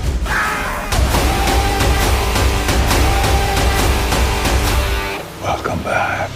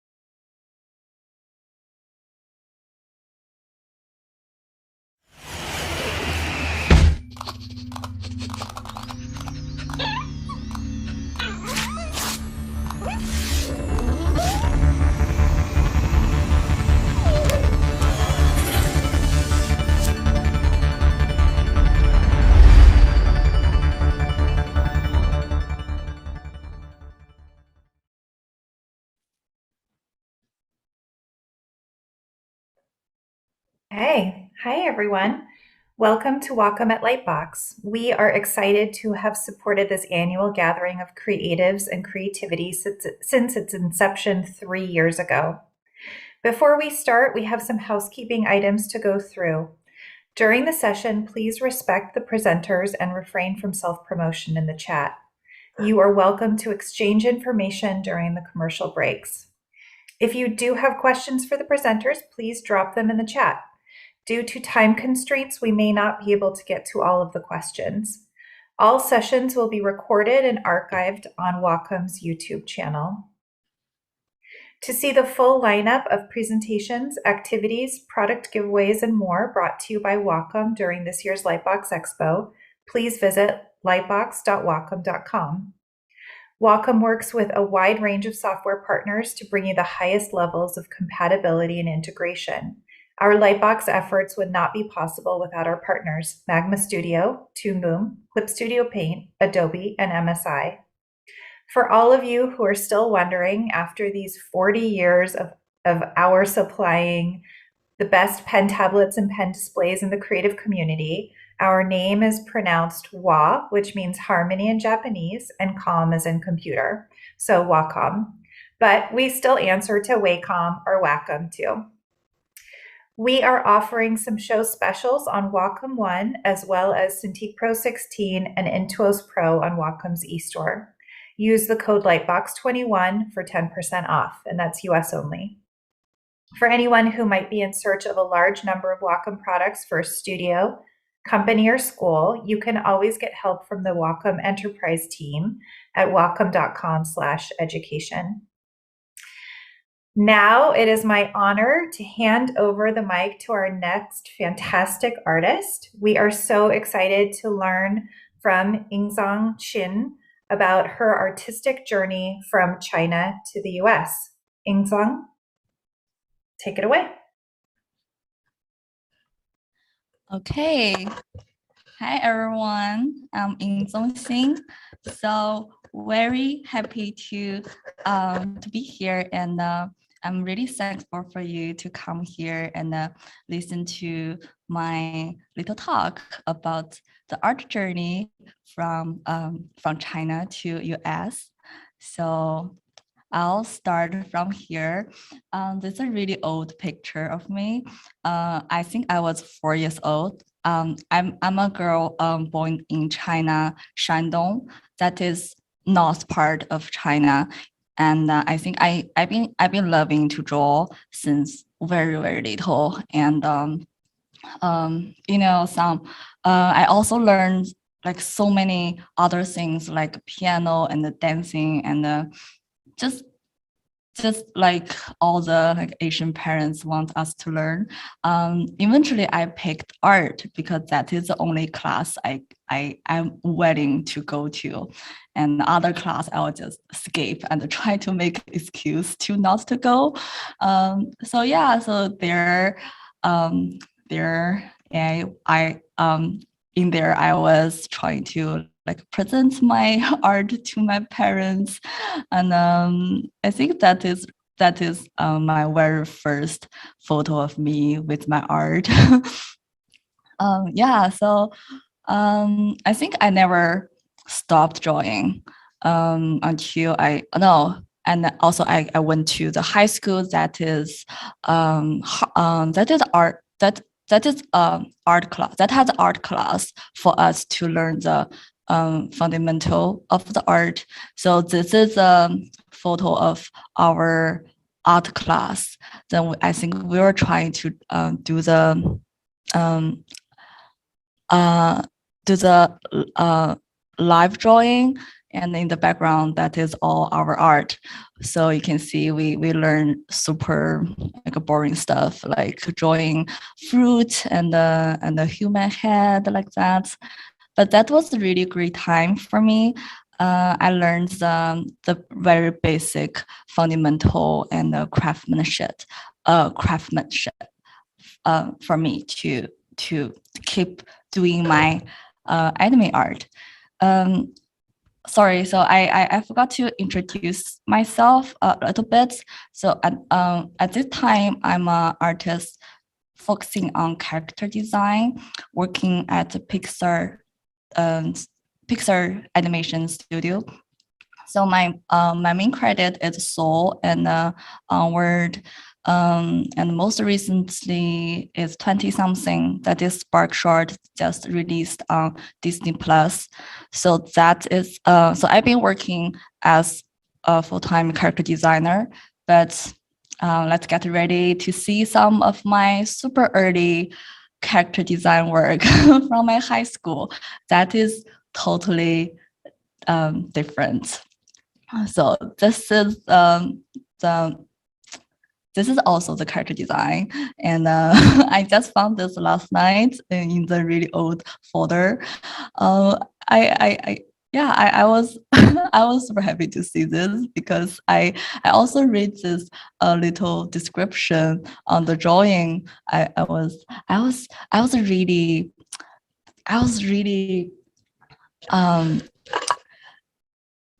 I really thought a lot about this character and every detail on his outfit. I'll write some description. So that time my style is super anime. You can see really realistic, and I guess this on this description I said something like, "Oh, she's wearing a jacket that is in a really boyish style and in color green, and something is like she had this really like pointy chin and a really high nose, long eyelash." So this is just really really cute but stupid description all written there, make me laugh all night. So I think it will be great. It'll be really fun to show it to you guys. So back then I was still drawing on paper, using really traditional manga pencil to draw.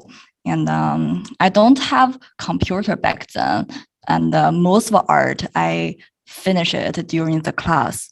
So don't learn this from me. I wasn't really pay attention to school. I spent a lot of time just drawing.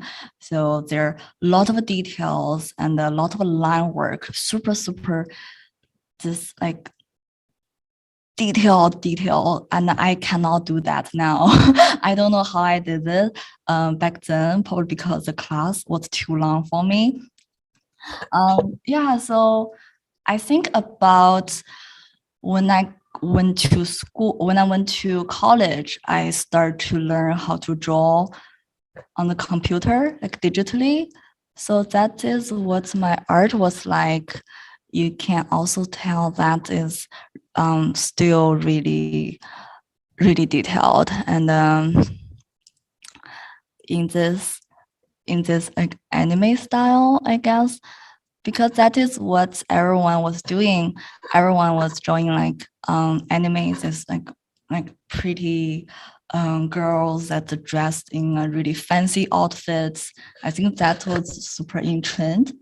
It's still really popular now in China and East Asia. So I guess I was drawing like that until I went to the college that is called Beijing Film Academy animation department. That was supposed to be a like really good school to learn animation, but I didn't really know what it means to learn animation. I just love to draw those characters. So I guess, okay, I'll go to animation school. But in the school, we learned a lot of animation. So I have to draw the in between animation and then make a movie, something like that. So I guess I only want to draw a character. That's what I only want to do. Back then we still have this like really like a traditional way to show your score. We go there in person and check it out our name. If our name is on the board, meaning that we are accepted. So but but still I got in and I was keep drawing characters like that. It usually takes me 1 week or at least half week to finish one drawing. So it's really tiring for me to do that, even though I enjoy what it looks like afterward, but the process is really tiring. And I think I wasn't really enjoying doing that anymore. It's making me just feel, oh, I probably gonna die young if I keep drawing this. So I guess I was trying to find a more relaxing way to draw the art, and I guess I kind of trying to do more like a fun art, just want to show some like a fun moment in my head. This is fun art of South Park. I guess I started to watch some American animation and trying to draw something that is more simple. But in the meantime, I'm facing graduation, so I have to find a job, and working in game industry was the like a top option for me, because back then we don't have a lot of opportunity to work in animation company in China. So I worked at Tencent game department. So this is a game I was working on. It's kind of like a shooting game, like Overwatch. So my job was to design the outfit for the character. So this is the last outfit I designed for this doctor-ish character. And I heard this outfit selling super well, but back then I already left the company, went to US. So I didn't really earn a lot of bonus from this outfit. That is a shame. I guess after I went to America, I got accepted by USC animation department, so film school. I think at that time I really want to change my style, because I learned the like a hard fact that if I keep drawing anime style, I probably cannot find like a mainstream work job at the US. Because I was international student, I was on student visa. So for me, I can only the chance for me to stay and work in the US is to find a job that can sponsor me. So I don't mean that I don't have a lot of a choice. I don't have, I cannot do freelancing, and I cannot just go to any studio and stay there for half a year and try things out. So one fact is I have to change my style into a more acceptable style. And another thing is, like I said, I wasn't really enjoy the anime style anymore, because that is really tiring for me. And I kind of get tired of that, because everyone I draw is like so pretty, and I had the big eyes and the pointing chin and the super long hair. So I feel like, oh, everyone is looking like the same. So I want to try something different. So I think all the reasons put together lead me to starting to try different style, and trying to use more chilling way to create the character. And I was also trying to draw like different facial features and different body type. But at that time, I was really struggling.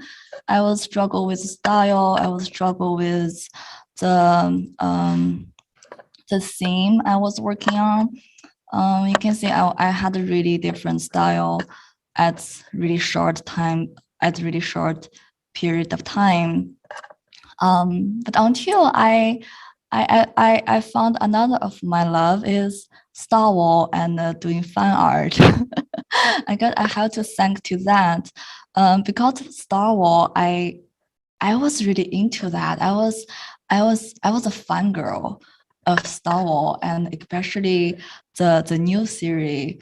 Like I was like shipping Kylo Ren and Rey, so I did a lot of drawing of them, like a lot. Thank for Item Driver, he has this like big nose, right? And his big nose is really, really hard to ignore. So I captured his like big nose, and I kind of found a really good way to draw a character and also have fun. So I get the photo on the right is my first drawing of Kylo Ren. I was super happy about this, and I think starting from there, it seems like my eyes was open. I finally knows how to do character and how to push the shape and push the style. After I did a lot of Star Wars fan art, and meantime, I was also doing other fan art. So this is Gold Almonds. I guess it was really like popular. I guess maybe most of you already seen it. So they are like angels and the devil characters, right? They have like super different, like opposite personality and different shape. Like for Angel, he is like a round and really nice. He is really gentle. And for the devil, he is kind of like aggressive and have a really like sharp personality. So that is really good way for me to do this fan art. I can enjoy. I can enjoy using different shape to draw them, and also I had a lot of fun drawing the character I love. So I guess that is also helped me to develop my style. I also do like a lot of fan art. If I saw something I like, and especially for the character that has really unique and really fun personality and the feature, I just want to draw them. And this is some character from Ching. I think the name is Chainsaw Man. Is a Japanese manga. I also like to draw like Disney princess. This is a series I did for Disney princess, and they're all doing pole dancing. Some of the queens I love to draw. I really enjoy drawing like powerful women from everywhere. Speaking of fan art, this is the 8 chapter 1. That is, I love to draw those kids. They're just really, really fun to draw. Yeah, I guess fan art is always been a part of my art journey. Yingzong, yes. The chat is going crazy for your different styles. They can't get over all of the different styles that you've represented in your work so far. Do you want to talk a little bit as you're going through these? I think the chat would love to know a little bit more about how you've developed your style, and how do you change it among these different pieces that you're showing? Well, I guess at a really early stage, I learned different art style from different artists. I was like a big fan of like Glen King and James Wood, and he is like a big influence for my style right now. At the beginning, I bought some Disney and the Pixar art book, and just to learn, like trying to like mimic the style they have, and I think that's also helped me to understand how do they do the expression, how do they do the like shaping and the proportion. So I guess I learned from those art books, and also when I was doing fine art, I have two sides of me. One side was telling me that you have to use something you learn from those amazing artists. You have to use the like more expressive way for their expression. Also, you need to do the cool shaping and the cool shapes and the like different proportion for the character. So that is side of me. And another side of me has always influenced my art style is the anime side of me. So that never leaves. That always there. So I have two sides. They both telling me you have to draw this, you have to draw like this, you have to draw like that. So I guess that make my style now. So you can kind of tell those characters they have different looks, and they have like slightly different body proportion and shapes, and also they have that kind of like a good looking authentic. So I think that makes my art looking like now. And I think doing the fine art also make my style more like how to say that, it's make my style more towards to the style that is more appealing to myself, because this art is only to make me happy. So I think that is also helps. And yeah, so like this one is when I was trying to do the portfolio, that I think I was trying to use more I was trying to draw them in different shape and proportion, and trying to make it more like a industry standard. But when I was doing like fine art, I kind of give up on that a little bit, and trying to do it more like anime style. I think style is like spectral. Like one side is super realistic, Another side is super cartoony and super abstract. So I think when I was doing different things, I was trying to like make my style. I was helping to choose different spots on the spectrum for different type of art. Like for the fine art, I was trying to make them more like realistic, more anime, and then because that makes me happy. And then when I was doing job for Pixar, I'll push my style into more character, more abstract side, so it will more suit for the job. And those are all the work I did for my portfolio. I was also enjoying doing my original art. So this is the story I developed.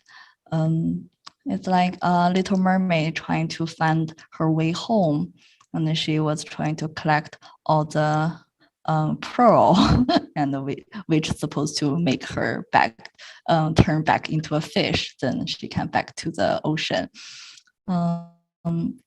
Yeah, that was also really fun. I was also trying to do more background and set design or visual development. So this is a character of the sea. Yeah, at the meantime, I also did my thesis film, this is this one called Nini, Nini. Sorry, I forgot to put the name on it, but this is also some screenshot from the movie. Yeah, I guess I was spending most of my time just draw.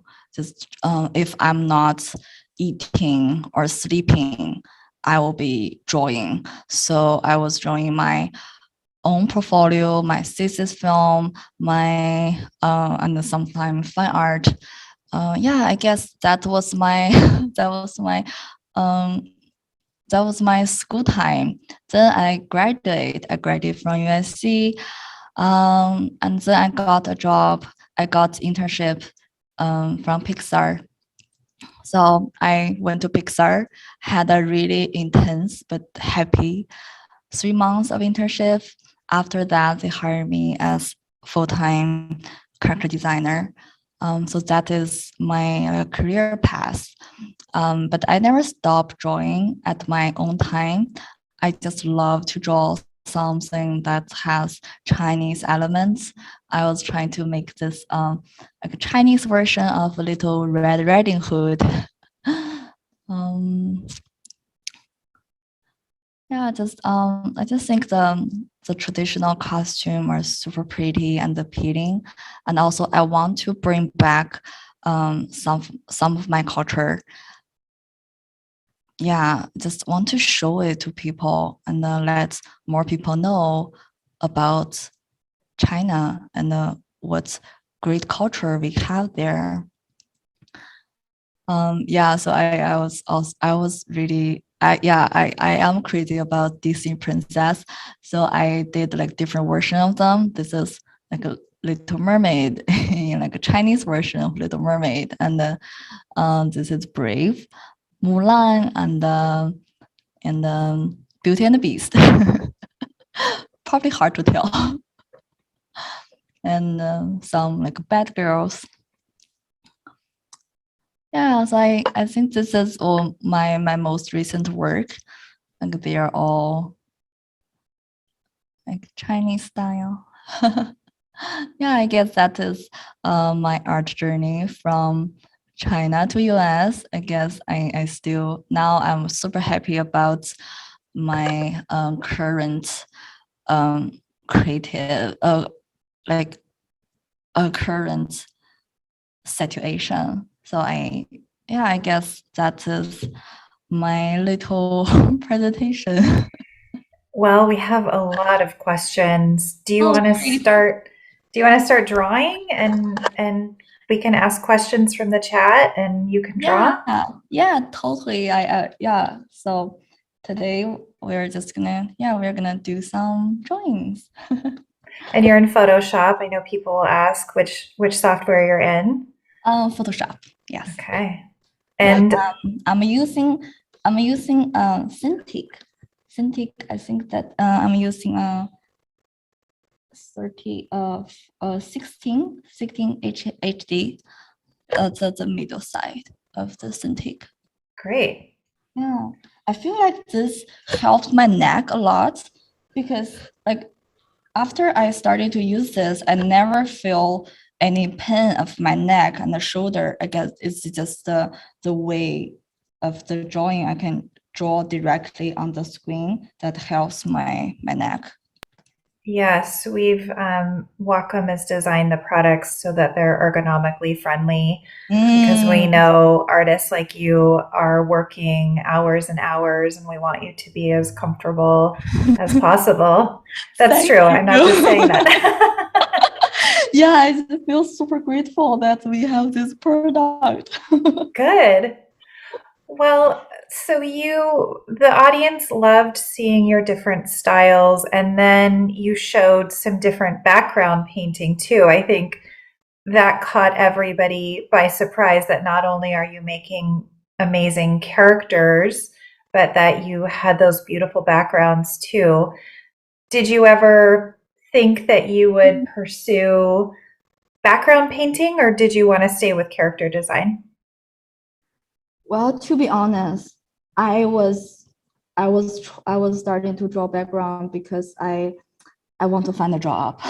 that is that is that is that is the that's the truth that I probably the only reason I was starting to draw background, because I was told that if you want to be a character designer, that is really hard job, and because everyone wants to be a character designer, and there are only few jobs for this position. So I was told a lot back in school. So I have to say I almost gave up because it is hard, and also it's hard for international students because I only have, after graduation, I only have 1 year to find a decent job,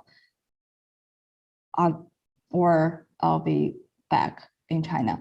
And so I guess at that time, I wanted to try anything that could get me a job. So I'm not only doing character, I start to draw sets and the background, but I found it's really fun. I didn't know I would love that. And even now, I still do some set and visual development for Pixar, because I guess they think I can do that. So sometimes my production designer and my leader, they gave me some like background job and a visual development job. And I guess that helps. Also, when I was hired by Pixar, they told me that, oh, we feel like you can do anything. You can do sets, and then you can do character, you can do shading. So I think that also helped for me to get hired, because I'm not only, I feel like they probably think I'm like they can hire me to do like different, like multiple jobs. A lot of people are asking about how you found your way to Pixar, how Pixar found you. You were an intern at USC, and then you said you had a 3-month internship at Pixar. How did you apply? How did they find you? How did you two get together? I was, I guess I was trying to, I was trying the thing that a lot of students was trying to go like a social, and to submit my portfolio, and to ask for people to do the portfolio review for me. So back then we only have CTN, and I was there, and then Pixar was having a portfolio review section there. So I went there and showed my portfolio to Daniel Arriaga. He now left Pixar, sadly, but he was character art director on Coco, and he saw my portfolio and liked it. So he introduced me to the HR, and so they asked me to join the to apply the internship. Then I got in because of that. How much did social media and Instagram influence the hiring decision at Pixar? Social media? Did they look at your Instagram account? No. No, they didn't. No, okay. No. Sometimes artists. Did your Instagram account help you find jobs?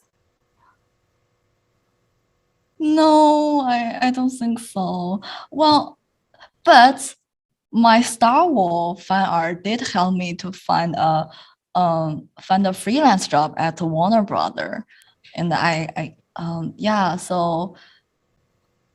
But that wasn't last very long because that was freelancing. I think it only lasts for like 2 months or 3 months. But full-time job at Pixar, I got it because of the portfolio review.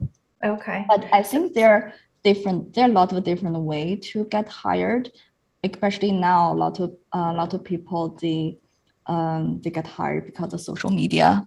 I do know some of the project we have freelance artists was hired because maybe directors or some artists they saw this person's art on social media and they loved it, so they tried it out.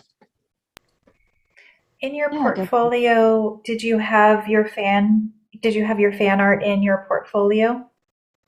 No, I didn't. I was told that never put fan art in the portfolio because it's fun to draw and it's also but it's not but it's easy. It's not because those are the character already existing. You just use your own way to recreate them. I guess for the portfolio, they want to know if you have ability to design and then you have your thinking process. So drawing a fan art that cannot show that, right? Like I guess I think you can show maybe one or two pieces just to show maybe, oh, you can draw really nicely, or you can draw really cool visual developments, like having like a cool lighting and the background, something like that. But for the character design job, don't put fan art. It's funny because fan art is seen as not serious. And yet every professional artist I've seen give an art demo has spent time doing fan art. So it seems to be doing fan art as part of the creative process or the learning process, and yet it's not often taken seriously as a professional development. It's strange. It is, yeah. I guess some people they don't like fan art. They think fan art is yeah. I get that. I heard that a lot. But I don't care. I don't care what they say. I only draw things that make me happy. If drawing fan art make you happy, just draw fan art. And a lot of people earn a lot of money from drawing fan art, I think. So just need to know what you want and just don't care about what people say. For me, I think fan art helped me to develop my style and help me to sometimes relax my mind, because if I like create or design, like doing the design every day, it's tired. I need to relax my brain and do the recharging. So sometimes just to draw like a fan art, just draw a character you like, and that is very therapeutic. Will you spend a minute just telling us what a character designer does? Character design is so we design the look of the character and sometimes the like how do they move and what their personality like. So it's like, yeah, but most of the time we design the like looks. Yeah, I guess that I can only answer that. But I think we sometimes helps director to develop ideas because we already have the script and the director writer, they already have this basic idea for this character. And what we character designer do is to add to ensure that we create character that director wants, but also we are allowed to, we have a lot of freedom to add some like new elements and some new ideas to it. As long as it's good for story and everyone likes it. So yeah, that is what we do. And also we need to help to build the character. So we work really closely with 3D departments, with modeling departments, just to help them to create the yeah. So we create this 3D character together. But I guess different company has different way of working.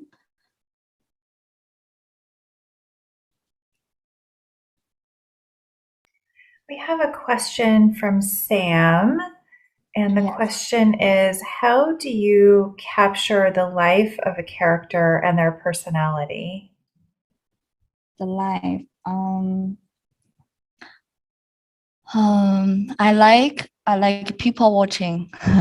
I like to go to the street and just watch people on the street and trying to think what kind of life they have and what their personality is.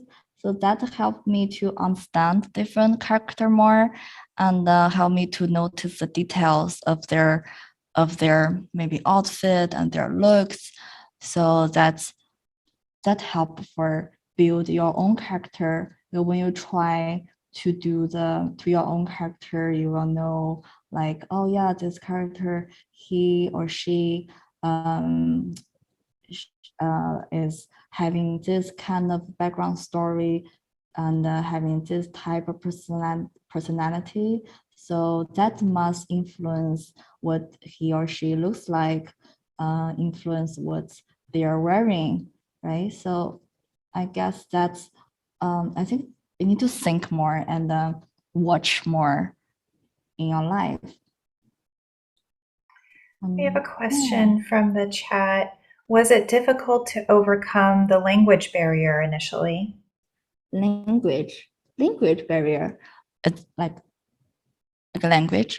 Yes, to go from speaking Mandarin to English and while also being in school and trying to pursue your career. Yeah. Well, it was hard in the beginning. I guess it's still hard now.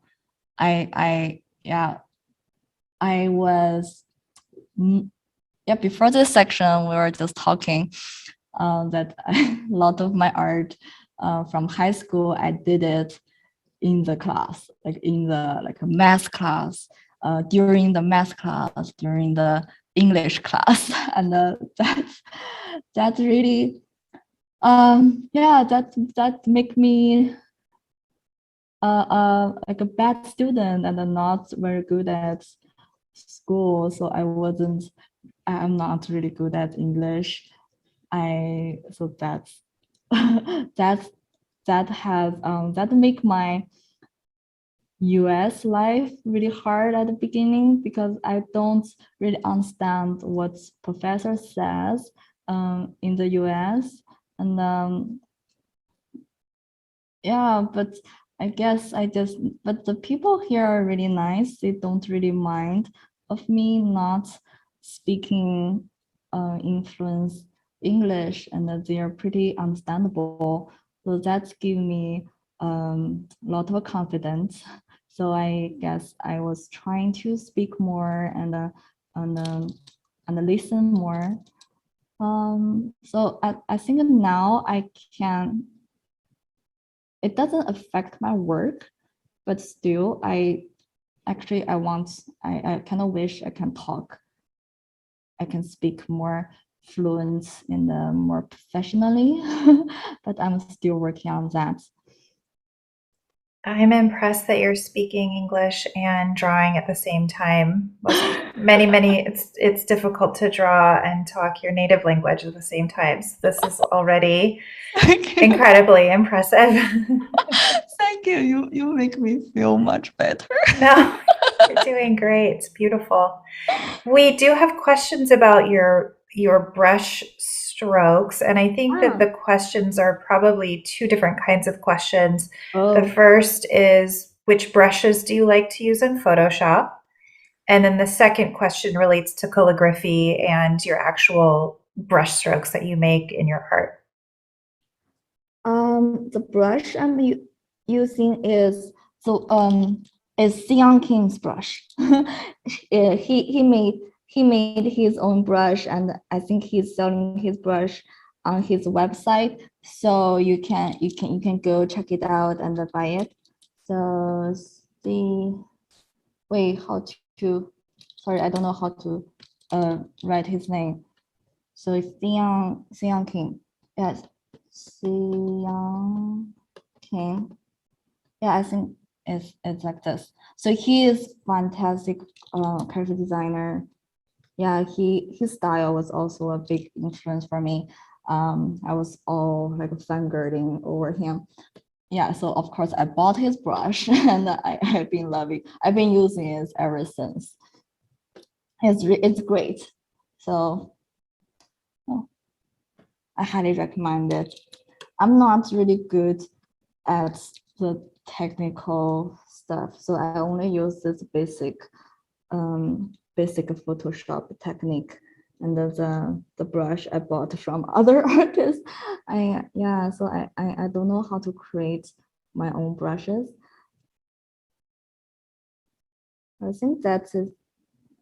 Yeah, the existing brush is enough for me.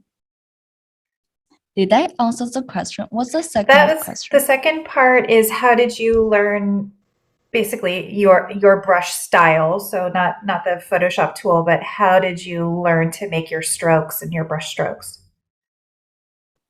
Brush strokes. Do you mean the line work of the? Yes. Yes. And DL is asking, have you ever taken calligraphy? No. Okay, I guess that is also like a little series behind the strokes, like how you draw the line work. For me, I was really careful about my line work because I want it to make, I don't want to make the line work too even. I want to make it looks more alive, and sometimes it's more thick, sometimes more thin. So I guess for me, if I'm drawing the detailed part, like the hair, and I will use more thin line. And if this part is having a shadow there, like the under the chin area, like here, just to mimic the shadow, so I will make the line work more thick. Or sometimes if this hand is touching her face, so this part is like squished together, and I'll also use more thick line. And sometimes if the drawing has like line of action, like for this character, the line of action is like this, right? Or like this. So this is the line of action, and this part also part of a line of action. So when I was trying to do the line work, I will emphasize this line. So this will helps the whole drawing capture the fluid. So you can see it's like this, like an S shape. We do have some questions from people, I think, who would like to draw for Pixar. Can you offer advice for what they should put in their portfolio? I don't think I can talk a lot about this because this is supposed to be I could talk because like Pixar has their rules of what we say in public. But I guess what should I say? To not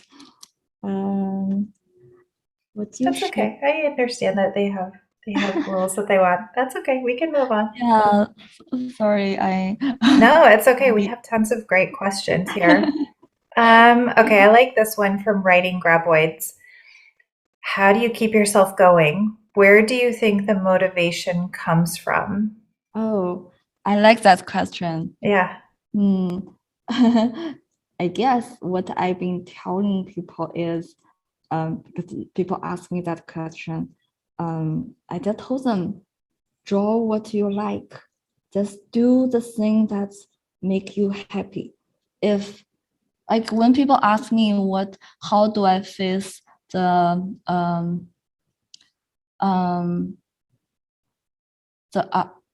oh, sorry, I forgot the word. Like, okay, see this. People ask me, what do you do if you don't like the drawing you do, or if you reach to the phase that you cannot keep going anymore? Well, I guess I guess my answer was, if you don't feel happy about it, you can stop for a while. Just don't draw anything under the circumstances that you're not happy, because that will create a really negative circle, and that's not healthy. So I guess if I'm not happy about what I'm drawing, I'm not happy about my style, I'm not happy about my even I'm not in the drawing mood, I won't draw. I won't let this negative energy to affect my art. So I only draw when I'm happy, or I only draw the thing that is make me feel passionate, make me just, yeah, just like I said, if I like a show, if I like a character I saw on TV from a movie, I'll draw fan art, because that make me happy, and I don't care what other people think. So that is a motivation for me to keep drawing for so many years. Yeah, I think that is also help me to get better at it. I didn't really go to lots of class just to practice my art. I think I practice my art through the ton of fine art and a ton of art that I only make myself happy, and then that help me grow. Ray Jingbo says, who are some influential artists on the education side of Chinese art? For example, equivalents of Scott Robertson's books in the US. Oh my God, I don't know. In China, I have no idea. I think in China we learned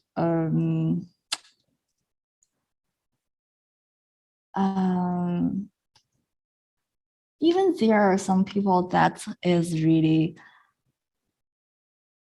has like a big name, but I forgot. Sorry, I don't know. That's okay. Yeah, that is hard. That's a hard question. Do you have any subjects that you draw that are very meaningful to you personally? Subject. Yeah, I think like I said, I like to draw things that is influenced by culture, by different culture, and especially by Asian culture. So now I always like to draw this traditional Chinese girl and wearing hanfu. That makes me so happy. So we saw that you had a lot of different styles that you showed.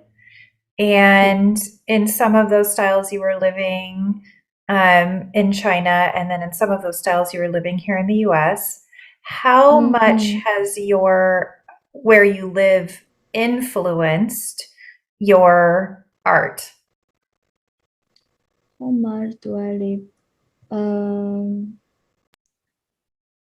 How much? I think a lot. Like I said, that after I came to US, I feel like, oh, people draw so differently in US. I see different style.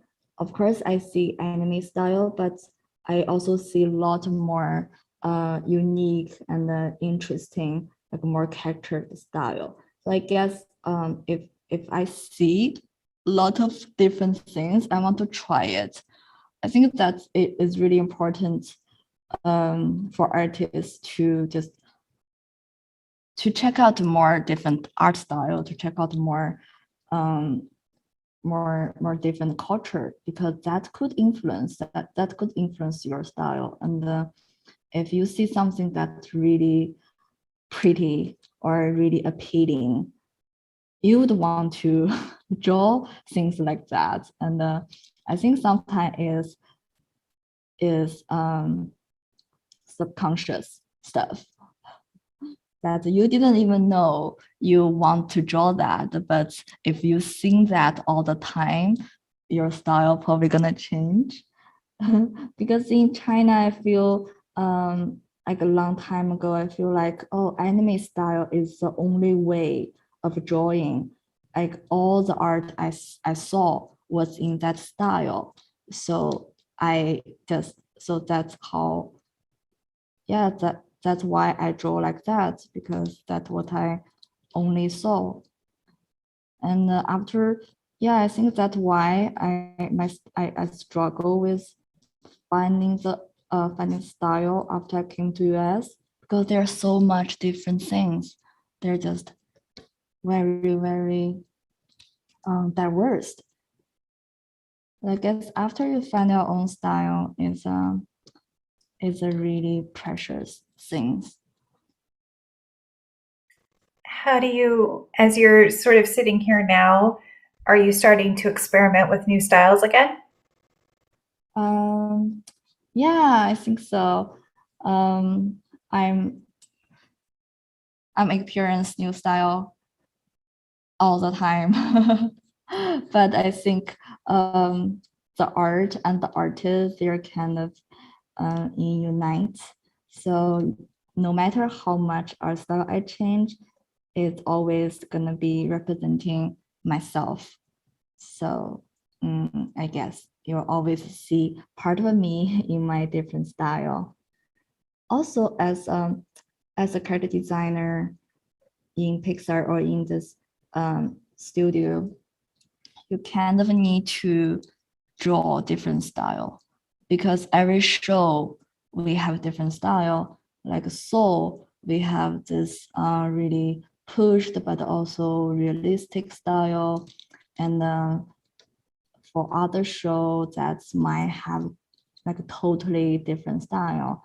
Like Luca, it has really like chunky, really cartoony, and like everyone is really round, that kind of style. But I didn't work on Luca, so I cannot see more about that. Yeah, I guess we have to learn the new style and learn to draw them quickly.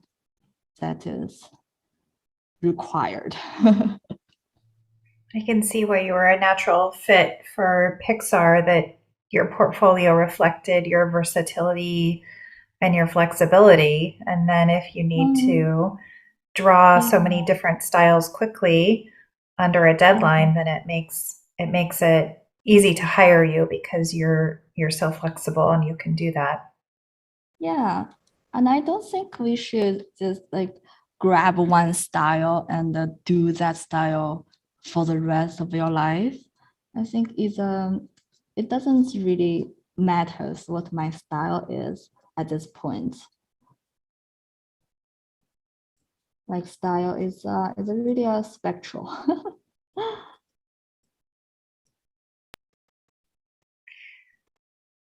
Are you using reference material?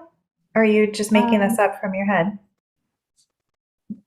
This one I am making it up from my head, but I often use reference, like because this one I'm really familiar with. I don't need to do the reference for the costume, for the hairstyle, but like for work we have to do the reference, and for most of art we have to find the reference. And that is a big part of the art process. Usually if I have, let's say I have like 1 week to finish one drawing, I'm probably gonna spend 3 days only for the reference. Then I can finish this art really fast. When you say a complete drawing, do you have to include color too?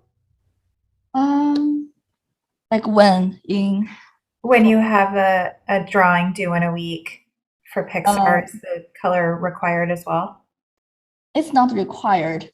I guess you can use your own way of drawing, but I sometimes I just drew some color there just for the reference.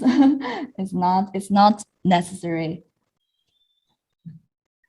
Just for me, it's more chilling to draw the color. There's a question here from chat. Have you watched many periodical Chinese palace shows? They always have beautiful Chinese costumes. Wait, sorry, what show? Periodical Chinese palace shows, so maybe period Chinese palace shows where they're set in a time period long ago. I think I saw a few. But I didn't like search for it. If I saw it on social media, I would love to see it. They are really pretty and has great design and patterns there. Yeah, sometimes I watch that. But I also watch a lot of fashion show like from like over the world. That's a lot of inspiration for character design. I see. So you're looking at the clothes as well as the people who are wearing them? Yes. Yeah. I bet looking at clothes gives you a sense of movement too and how lines could flow. Yeah, because I guess using cool shapes and this proportion, different elements that is rules for a lot of industry. Even in fashion industry, they're really careful about the shapes and the flow of the looks. I can learn a lot from them.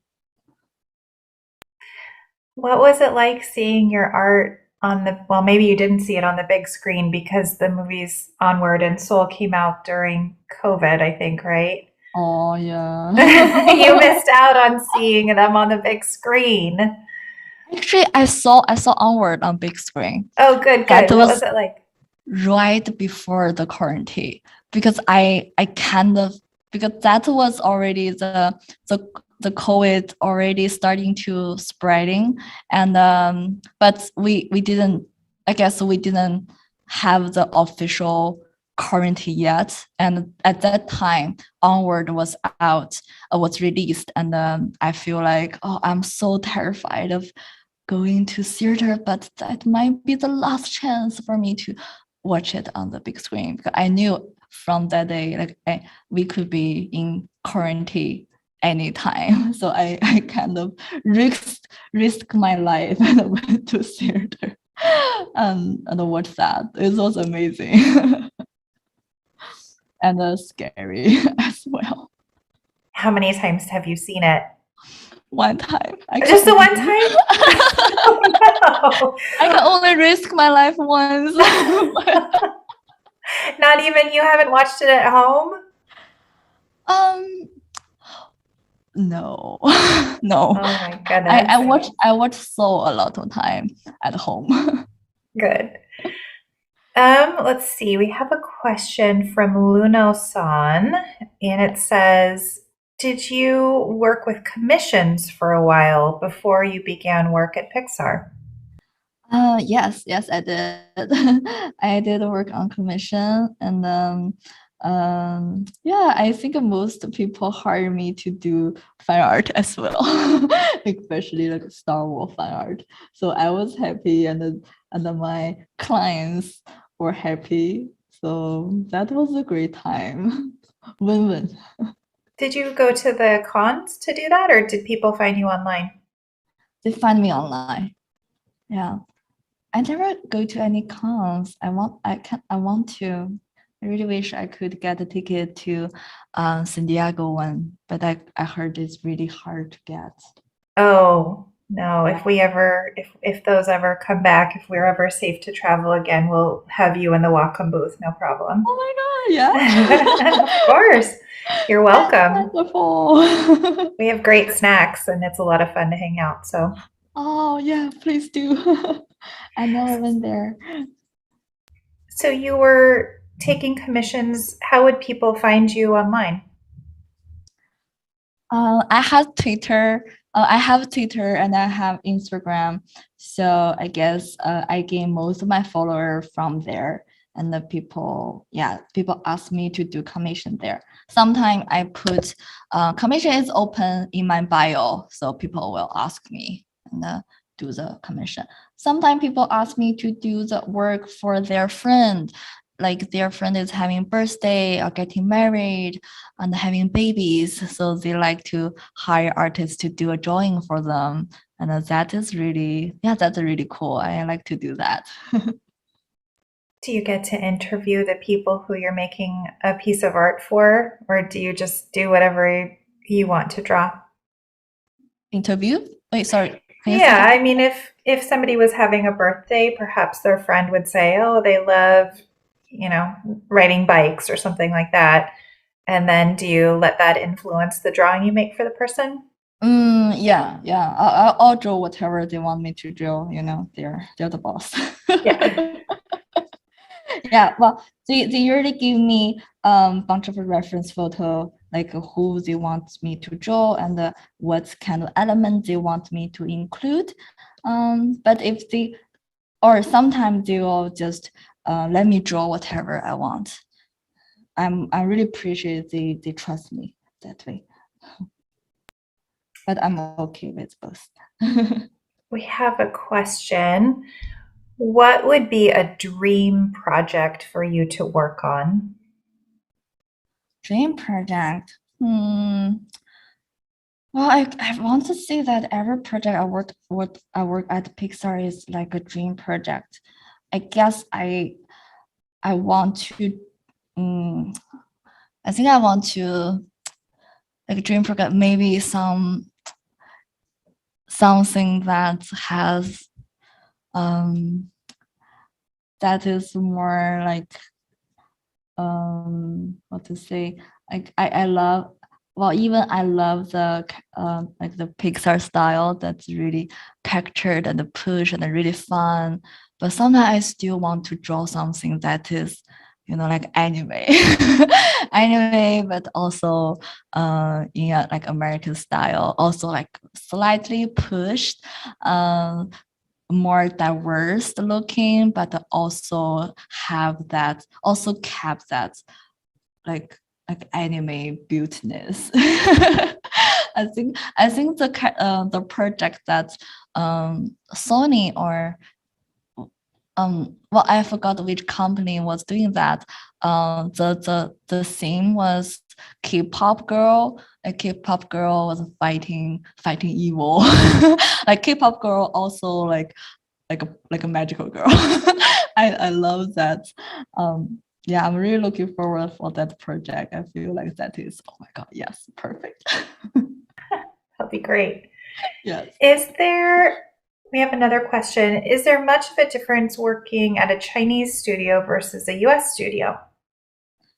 I can only say what it's like to work in Chinese game industry, because I didn't really work at animation studio. I guess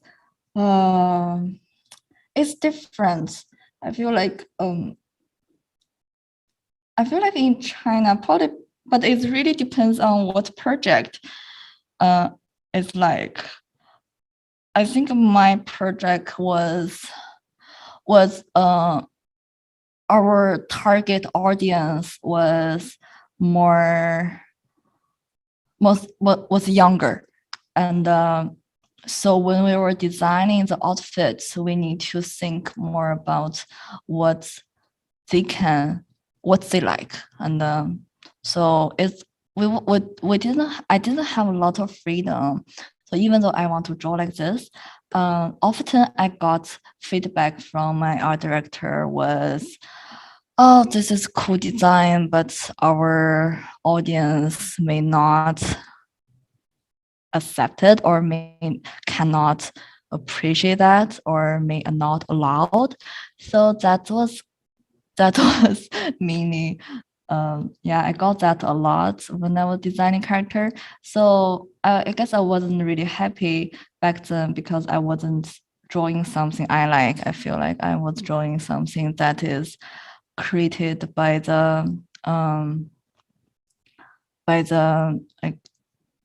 this one standard. Like everyone has to meet that one standard, and then we don't have a lot of creative freedom to draw them. So I guess that is, but I can't see everyone was like that because I only had 1 year of experience working in that game game company. So yeah, I feel like in America that especially in Pixar that they gave us a lot of freedom, and they're more like open-minded. One thing I noticed, and we talked about this before we went live, was that your early drawing was black and white, and you said that you were making it on pen and paper, and then you moved over to Wacom products, and you were able to bring a lot of color into your work. Can you talk a little bit about the transition from paper to digital art? Yeah, I guess I was using paper, meaning because we don't I was in the board school, so I only got to go back to home to use my computer like once a week during the weekend. So most of the time we study at classroom and only having paper and a pencil. So that was forcing me to use that to have that to draw on the paper. And then I bought this Cintiq. I think my first tableau was the one that called Bamboo. It was a smaller one that is in color white. It's really cute, but that was my first tablet. I start to draw on Photoshop, but I wasn't good. I often scan my hand drawing paper and then put it into computer and doing the I only do color there. I only do color on the computer, and I think that last for a long time. Then I think when I went to school, and everyone was doing the digital, so I guess I learned a lot from my classmates, and I learned how to use brush. I learned how to use Photoshop more properly. Yeah, I guess that was the transition. It was kind of just happened, like I think that's not super hard. It's just I think once you know how to draw, the technical thing shouldn't be a big problem. You should be able to like draw anywhere. Do you encounter a lot of Wacom products in your work at Pixar or the other studios you've worked in? Sorry, say that again? Are there a lot of Wacom products within Pixar and the other studios you've worked in? Yeah, a lot. I think we only use Wacom tablets. Like we have a bigger one at studio. Yeah, I think that's the best choice. Of course. Thanks. Of course. Well, Well, we are just about wrapping up. I know that the audience is all they admire your career trajectory so much. I know that everybody was just so blown away by your different styles and your different, not just character design styles, but I know I was just absolutely shocked at your beautiful backgrounds too. I mean, to see both is so rare and so impressive. Can you offer the audience some advice as we wrap up? Otherwise, I think I I don't know who you are and who you are from, but I do wish everyone can draw things that make you happy and having a happy life, and also, yeah, I guess if this thing doesn't make you happy, just don't do it. That's the most important thing. I love it. That's Yeah. great. Well, tell us a little bit about this character before we go. Oh, well, this character is a character that I often draw on my Instagram. So her name is Lily, and she's a little maid from Tang Dynasty, and she has really cute, soft personality, but also really naughty.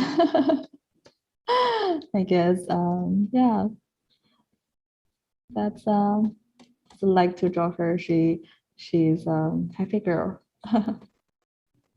Is she in a lot of your pieces? Yes. I draw her. I drew her a lot, but yeah, she's a character that's when I want to get away from from work or from some from realistic. I go for her because she's simple. Great. Do you have any other, you just need to warm up, any drawing exercises just to get yourself warm? No, I don't do warm up, but sometimes I do draw a lot of really rough sketches until I'm satisfied with one sketches, just like super raw. You don't warm up at all? You don't do any practice marks? You just jump right in? Yeah. Oh my gosh. Well, sometimes I saw people post art and saying, "Oh, this is my warm up," but I was surprised, like, "Oh, that's not warm up. That is like official, like a really fun drawing. Like, you call that warm up? I don't buy that. I think that is really cool. So for me, my warm up probably just and then no, and then I'll do another one, and until I find the one that I like. Okay, I'll keep drawing this one. So this is my warm up. It's amazing. Not only do you have these amazing styles, but you just jump right in. Yeah, actually, I don't know. I'm not familiar with the concept of the warm up.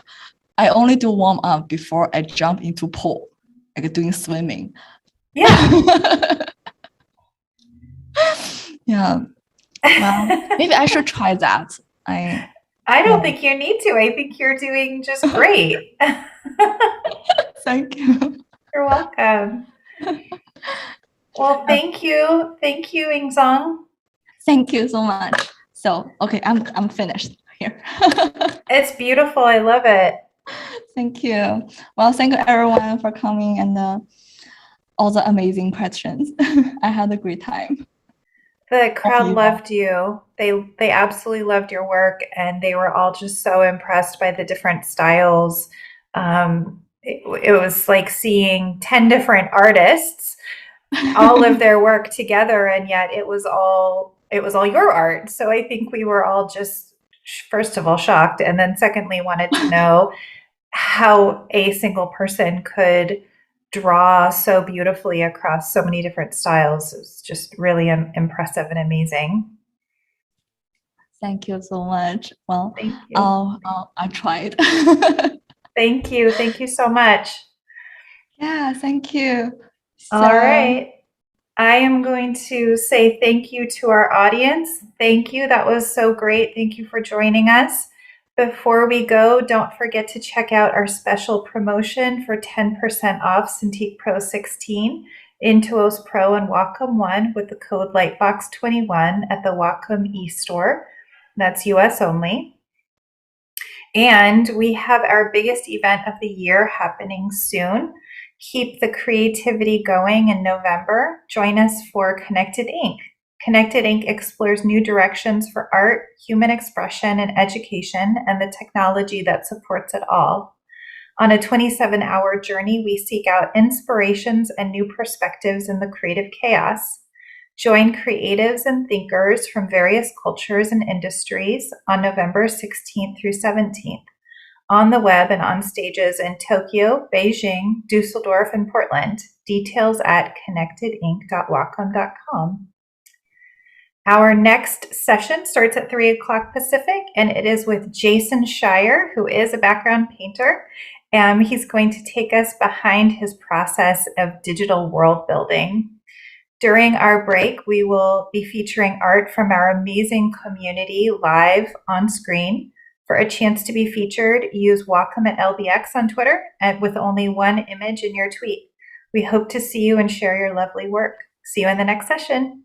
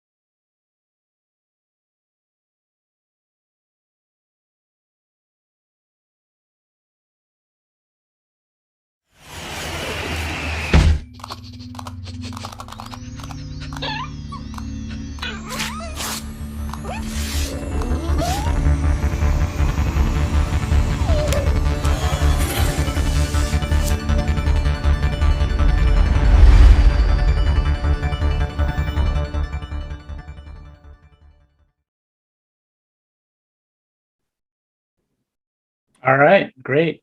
All right, here we go. Hello, everyone, and welcome to Wacom at LightBox. We're super excited to have Jason Scheier here today with us. It's going to be a great presentation. And before we get started, we'd like to go over a couple of housekeeping items for you.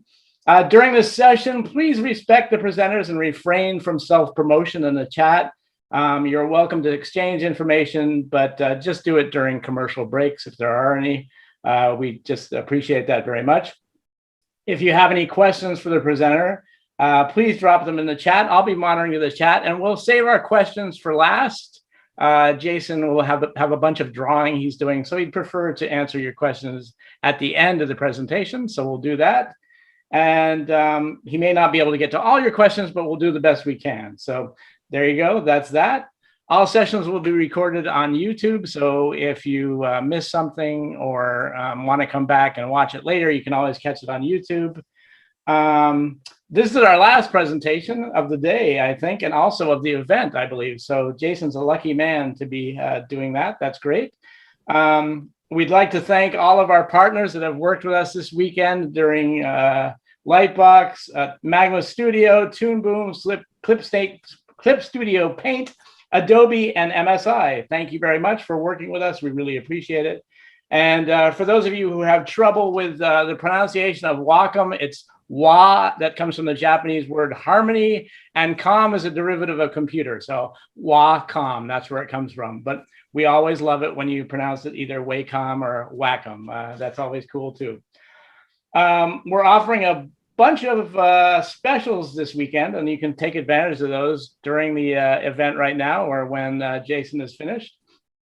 The Cintiq Pro 16, Intuos Pro, and Wacom One are being promoted on our e-store. You can go to the e-store and use the promotional code LightBox21 for 10% off. So that's a pretty cool deal. You can also get in touch with our enterprise team if you're looking for a larger sale, if you will. You can go to wacom.com/en-us/education for some pretty cool deals. So let's see. Now it's my great honor to introduce a great friend of ours at Wacom, Jason Scheier, for his presentation, Behind the Process, Digital World Building. He's a fantastic artist, fantastic guy, and we love him very much. Jason, take it away. Thank you so much for the kind welcome, Doug. It's always a pleasure to be here with Wacom and to be here featuring some of my process. And so I'm going to just jump right into it. I'll share all my socials later and talk a little bit in the Q&A about any questions that you may have.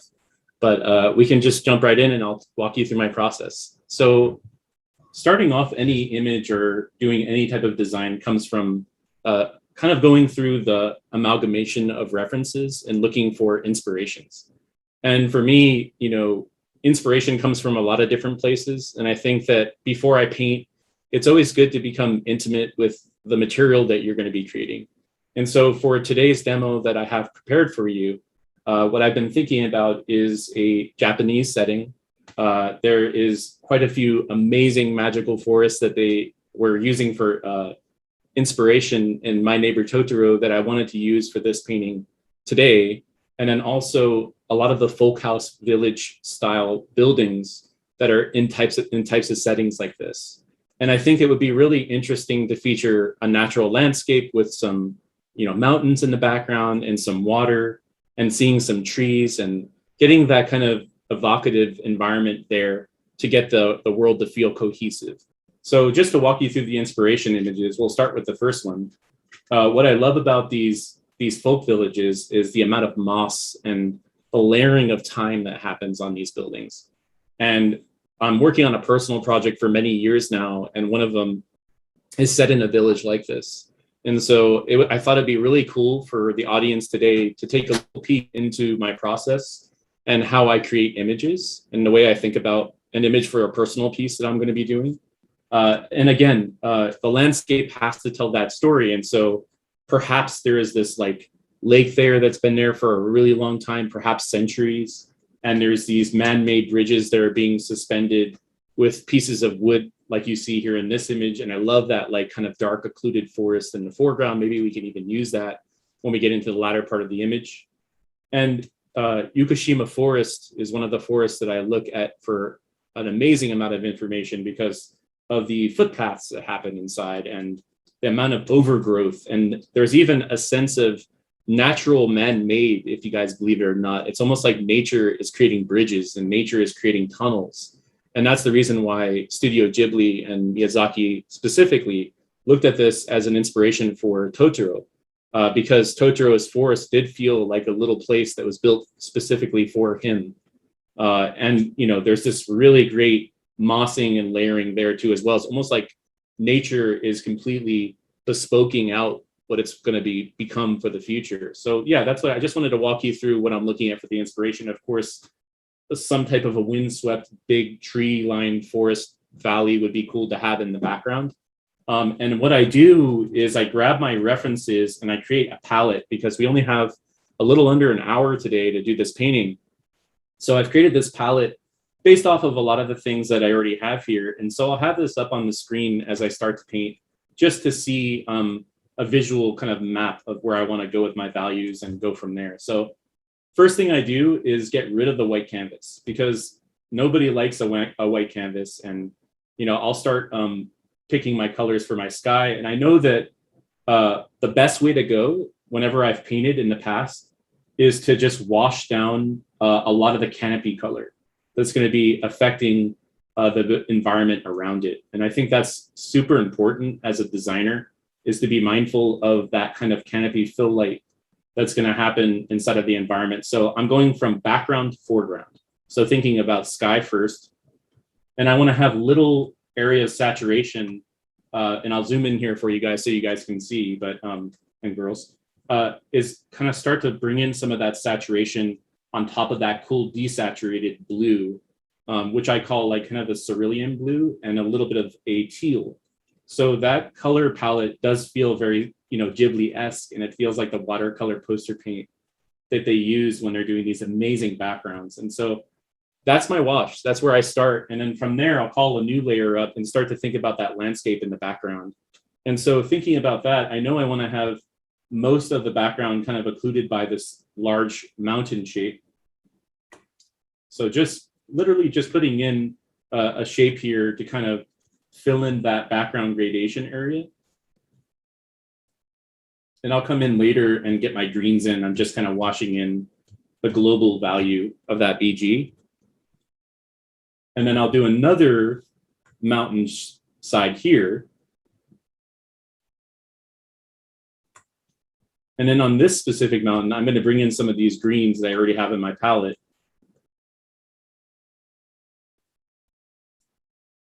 And the great thing about the brush that I'm using is it has a little chromatic jitter to it. And so if you zoom in closely, you could see a lot of the variation that's already starting to happen and some of that texture in the underpainting. And that's something I like to do in my painting style, is bring in a little bit of a natural tooth or a traditional feeling to the paintings.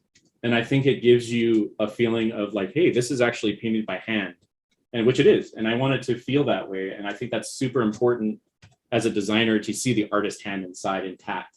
So the brushes that we've created here are very similar to that. And I know that I want to have that, like from the reference, that kind of greenish value down on the water. So the water that's around this village is going to be this kind of green spring color that is very fanciful to the eye. I think it's a treasure for me because I love the springtime. And I love when things are blooming and starting to grow. And it just gives you that feeling of like serene. Immediately, I get that like serenity, right? And I think that's super important to get those kind of moods in your piece from the very beginning. And I love that kind of like feeling of being bathed by green, bathed by blue, bathed by like those washes of warms as well. And so I'm starting to think about that even in the first pass, like the first stage of it. And so in the middle ground, so we've done most of our background already, but in the middle ground, I want to start to think about the kind of main focal point, right? Where this like village is going to be. And so from the start, I want to think about shape, right? So I have a custom shapes tool that I've created, and it's pretty simple. All it is just like random organic shapes that I can use to essentially just start to create landscape. So I'll show you how I work it.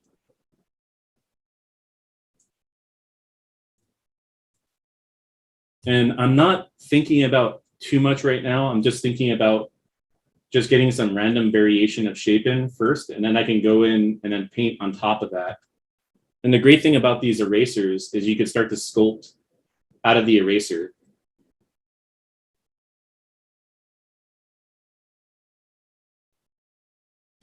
And I'm going to leave that water nice and sharp.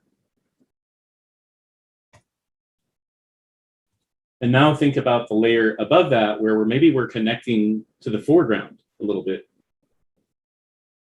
Perhaps from picture plane right or picture plane left. I'm just going to test it out and see. So let's go to a darker value. Fill that in solid. And I'm going to go ahead and flip canvas now. So what I like to do while I'm working, it's a lot like the old masters did, is take my canvas and flip it horizontally or flip it vertically. And what they would do in the old masters days is they would put a mirror up, like you guys can see my hand over here on the screen, and look in that mirror, and then they could see behind them if their painting starts to feel lopsided. And it's the same thing that I do digitally as well. It's kind of like an old Hudson master trick for painting. So that's cool. I think that's in a good spot there. And then what I'm going to start to think about is like some of that variation of the landscape now. So one thing I like to do is look at the reference and go, okay, like what's happening here? What are some of the nuances that are happening here in terms of, is there some rock exposed? Is there some pockets of light and dark that are happening? Is there some occlusions happening on the water where it makes contact with the ground plane of the mountains? So that's something I want to think about as I paint. So let's just start with the tree line. And what I'm going to do is I'm going to start to noodle out on top of, you can see it's on this level and this level. So I'm going to start from the background once again. But in this one, I'm going to grab a tree variation. So going into my many, many brushes, I'm just going to grab some trees. Okay. And this is just a spatter brush, so I'm going to just start to put down some shape for myself. And later on, I'll go back in and finesse this a little more.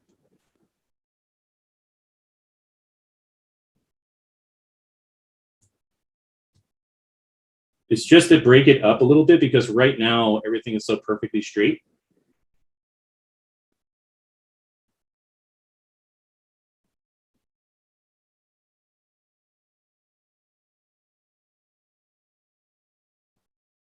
And I'm going to just put some color noise down.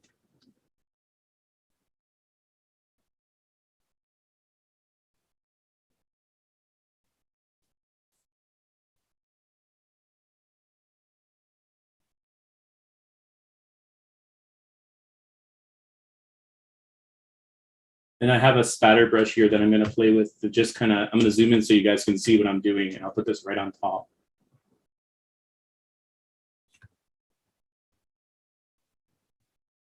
Just to kind of break up some of that straight with some organic texture. And I'm going to go into my lighter values like you're seeing here and pull in some lighter values now.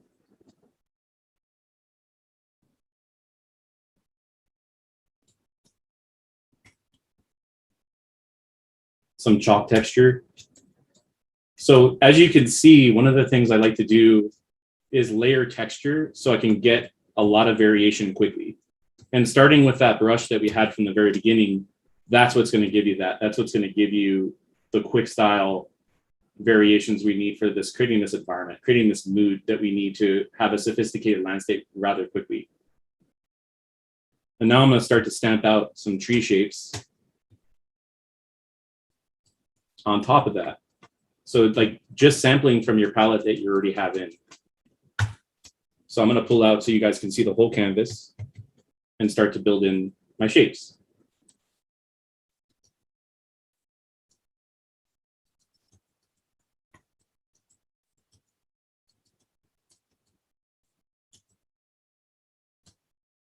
And I'm not afraid. The great part about working in digital is I'm not afraid to just stamp right on top, and then you can always correct it later if you make any mistakes or you're not liking the way it's feeling. But it's the best invention ever, digital painting on a Wacom tablet. And I'm gonna just start to add some variation right now. So what I'll do is I'll grab some different tree shapes that I've already created. And in the background mountains, I'm gonna start to bring in some of those greens.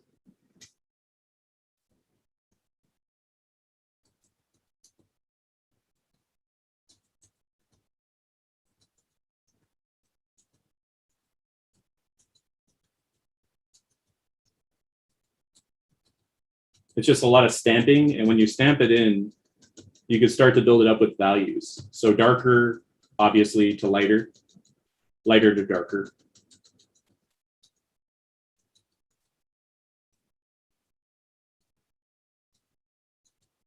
More saturation as it gets closer to the camera, because we're thinking about receding and also pulling forward. And as you recede values, that means you're cooling off the temperature, cooling off the saturation. And that contrast is going to automatically create a bunch of really cool flavor to it. So I'm going to start spacing this out. I'm going to go into shape dynamics. I'm going to turn on size jitter. And I'm also going to turn on minimum diameter. And you can also put on color dynamics in fact, background to foreground, and then you're going to start to get more variation doing that.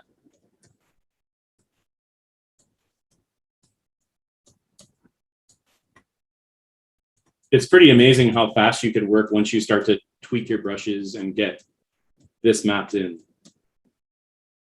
I'm just going to drag across, but automatically I already have a nice setting to get going with.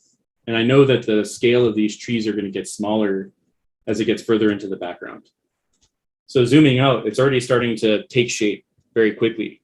I'm going to flip canvas horizontal, look at it from this direction. And we're going to switch back to the brushes here. And now I'm going to start to think about this, this ground plane down here. And I have this rake brush that I'm using to kind of rake in, as you can see. Sorry, I'll pull this over.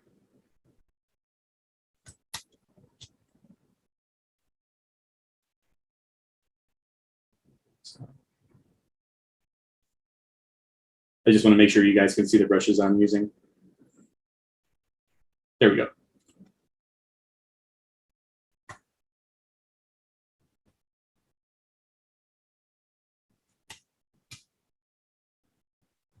So now I'm going to start to bring in some of this warm value towards the foreground. Hue shifting. So we're bringing in some of that earthen color.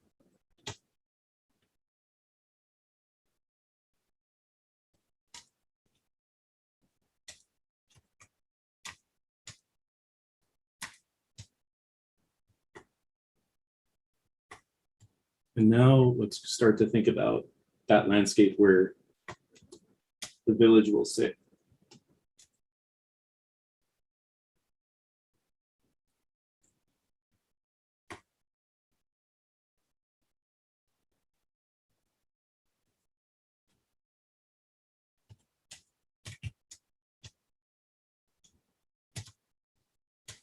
And then looking at the references, one thing I want to point out to you is the variation of shapes that are happening here, the height of the rooftops and the breakup of warmth against the cool. And so I'm going to start to think about that right now using my reference.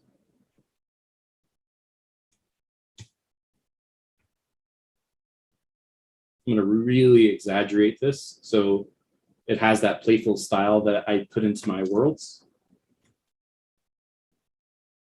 I want these roofs to feel humongous. I'm really playing with proportion. And so one of the things I do is I keep the ground level where the characters are going to interact at a very normal height.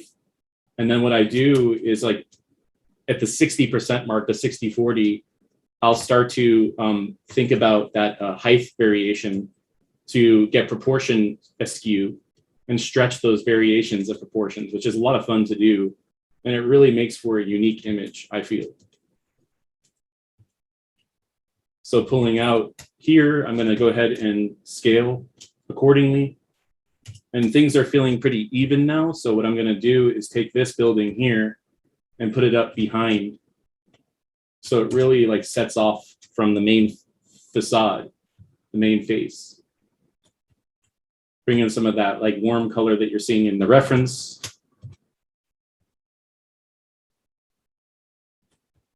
I'm going to bring in a little bit of these greens now because I want this to start to take shape like the reference. I'm starting to sample from some of the references too as well, which is something I highly encourage you guys to do.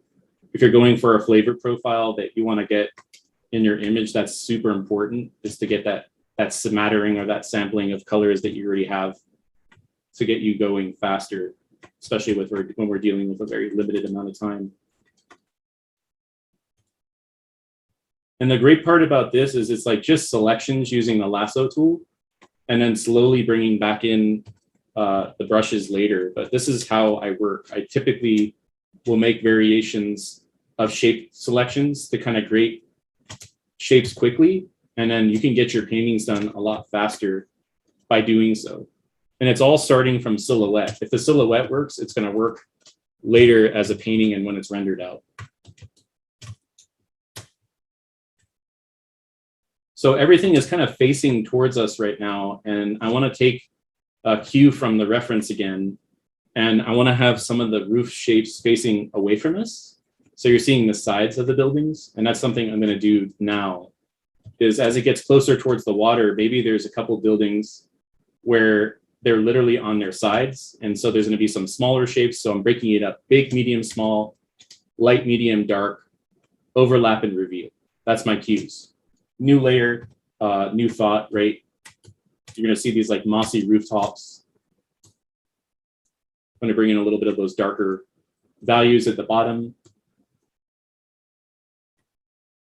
And I know I want to have some areas of focal point. So I'm starting to grab some of the saturated green and bring it in. So our eyes will start to kind of land in a specific area. And if we pull out already, we're already starting to get the feeling of the space rather quickly. And I love that part of painting is like, there's a subtlety that happens just by the beginnings, right? The beginning of the painting is always the most interesting of a painting to me, because you're making these very important kind of crucial decisions that are gonna equate to a final piece later. And if you make strong decisions in the beginning, it's gonna inform the rest of your painting, and it's all gonna go better towards the end. So right now it's all about that breakup, those panels and those planes that are receiving that bounce light and the contrast of the undersides of these buildings. Super important to get that stuff in there, guys and gals. I'm gonna pull out again. Sorry, 1 second, I pressed the Windows key on my computer. There we go. So pull out, kind of see how it's feeling, looking good. I'm gonna go ahead and start to gradate some of these values down here into the water. So there's like that reflected light that's happening from above. So what I do is I hit Control-Shift-C and then Control-Shift-V, and it allows me to take this and transform it downward. And I'm going to put this inside of the green layer, and I'm going to just set that inside and turn the opacity down. So it allows some of that reflection from the sky canopy, from the buildings that I've already painted in to show. And later on, we can add some more subtlety and some more nuances later, right? So looking at the reference again, one of the things I really love is this kind of these like man-made planks that are going over, these really cool kind of like vertical elements that are happening here in this image. And so I'm going to start to bring in some of those shapes right now and just falling into the image and starting to think about that.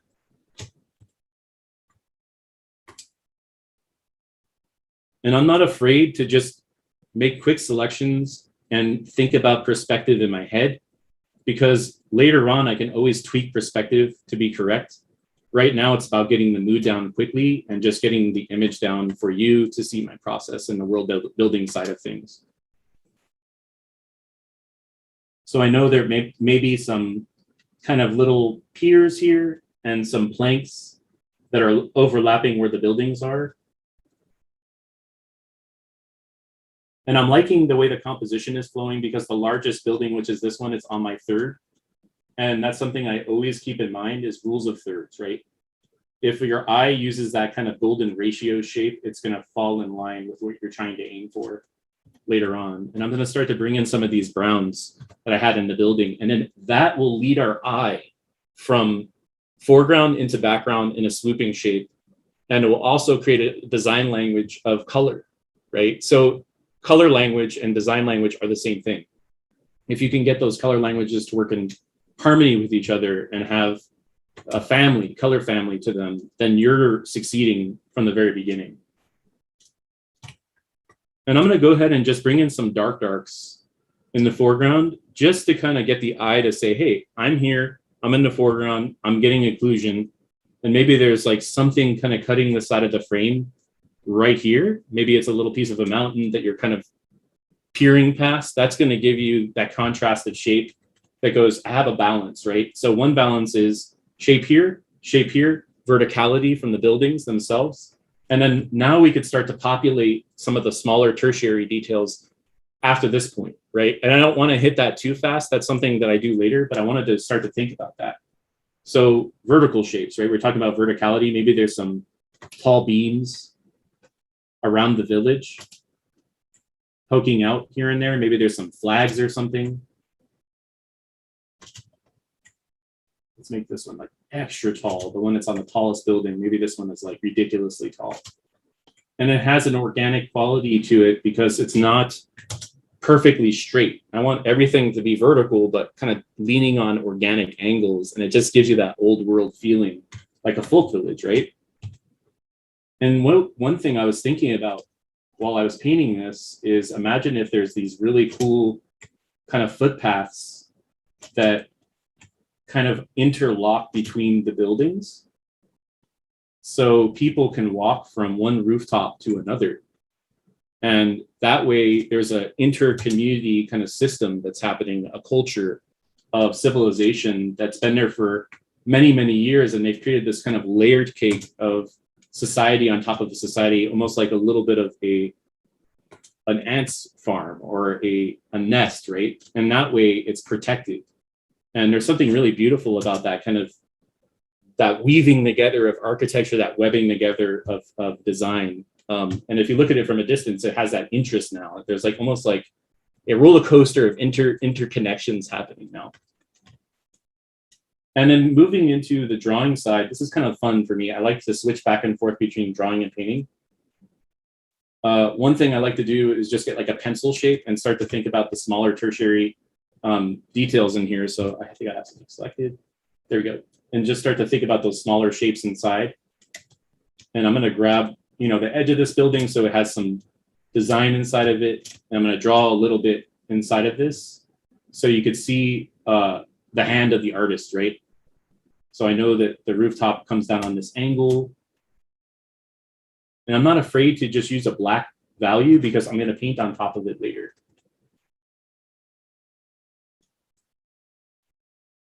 Maybe this rooftop has a dark underscore on it. I'm creating a notan read, which is a light and dark value read. And you can see when I'm drawing on my tablet, I just use the shift select, and that allows you to make straight lines rather quickly. And I'm thinking about these really cool overlaps here. When this roof line intersects into another roof line, there's, that moss that's growing on top of this.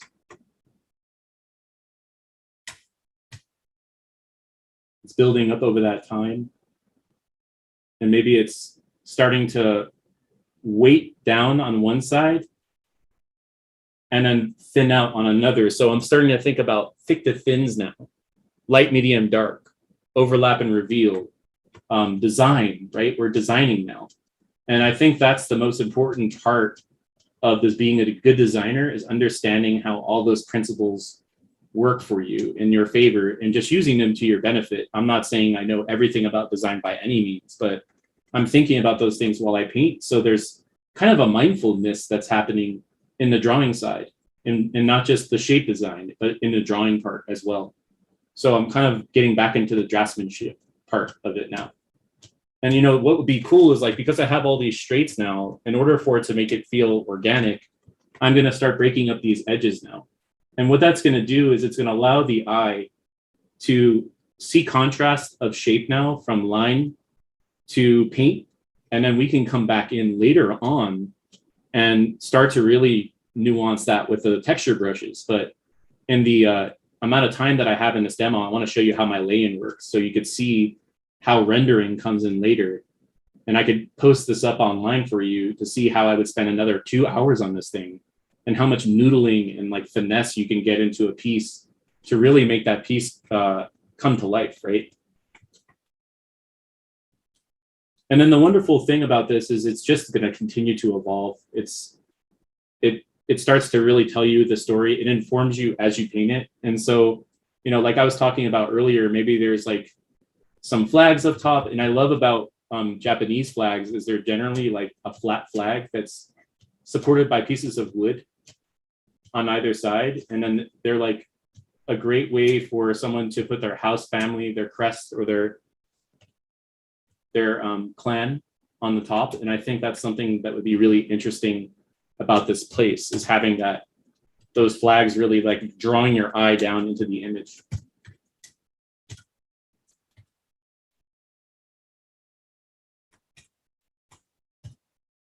I'm going to start to bring some of that warm bounce light down here, pull out a little bit, and I'm going to rotate the canvas.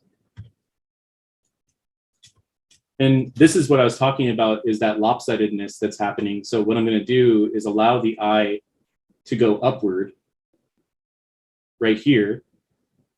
And then it connects with this value over here on this side of the building.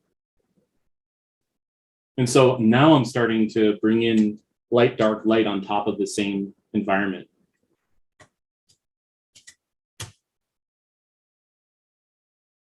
And just little suggestions of shape goes such a huge way now, because of that time we spent in the very beginning creating the value structure, the overall scheme of how things are going to work. And now I could start to layer cake in some lines here going in horizontal to contrast. There we go. I'm going to break that up. Let me just clean that there. Horizontal lines go a long way now, like the verticals did. So again, contrast of shape, contrast of value, checking it in black and white now to see how the values are working. The value structure can be improved. And so what I'm going to do now is play around with some gradations. So using a multiply layer, I'm going to go ahead and grad on this top corner to just darken down to keep the eye focusing in on the village. And now I'm going to occlude the foreground out just slightly to bring the eye down in, and we can bring the color back on, and you can see automatically that's really working quite well. And now thinking about like some of the atmosphere, there's such a beautiful amount of aerial diffusion that happens in these kind of places. And so what I'm going to do is I'm going to grab some of this cool value that I have in my scene. I'm going to put up a screen layer, and I'm going to start to grad on top of this to just spotlight grad, to just push some stuff back now with aerial diffusion. And then I'll go ahead and kill down some of those blacks that were happening in the original part of the image where it was just the drawing part. And it would be really neat to start to bring in some warmth just over here at the top of the crest. Like imagine if there's a sun shining above and it's bringing some of that warm value down now, and you're just hitting some of the, you know, kind of kissing the tops of some of these buildings. And so much could be done by like a screen layer, just doing that and adjusting your curves to kind of get it to color correct inside the environment. Save it out. So now I'm going to go ahead and start to paint some of the textures that I was telling you about. So let's go into some of the texture brushes that I have. Let's go to the dot splat, because it's always a fun one to kind of start to break up some of these shapes. And this is on top of that same layer that we just created.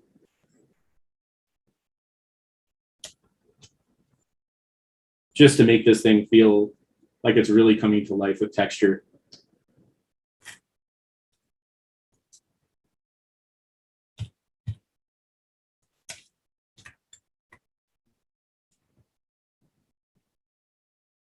And I'm sampling from the lighter values now that are going to be on the base to make the eye see a different plane. Because we're looking at those greens on the rooftops, and now we're looking at the greens on the ground plane.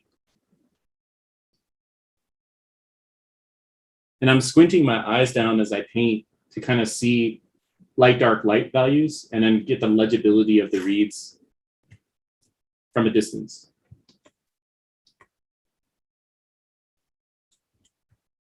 And another thing I like to think about is, like, for example, in this image, there's all these really great pockets of shape and color now that are happening in these forests.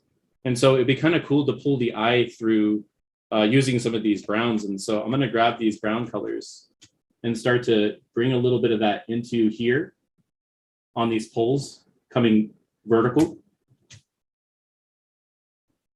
And it's also going to create another value on top of the atmospheric value that we already have that I love. I like that kind of play against contrasts.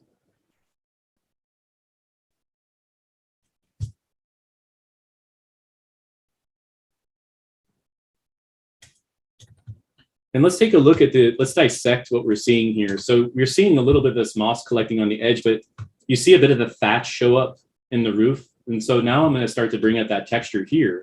So if I grab this, I'm going to darken down some of these edges and bring in some of this thatch value. So now I'm going to start to create that contrast of the texture on the edge of the building. And then by selecting the values that you have already in your scene, you could create a bunch of gradations of texture. And just by tapping on this, it's going to start to create this pattern that I want, that buildup of time on top.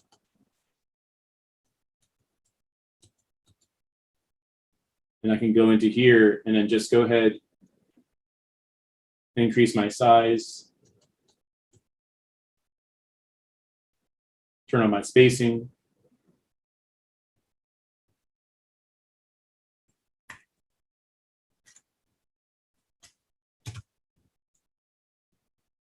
And you could do this a lot faster with the spacing on.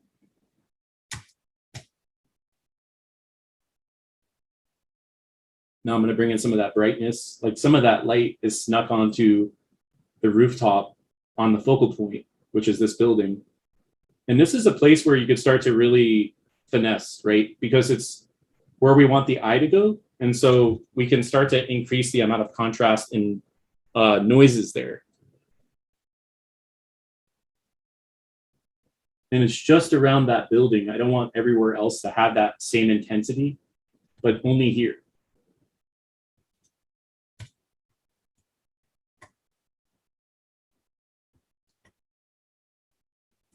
Dark value in there just to show the occluded edge. Pull the spacing back.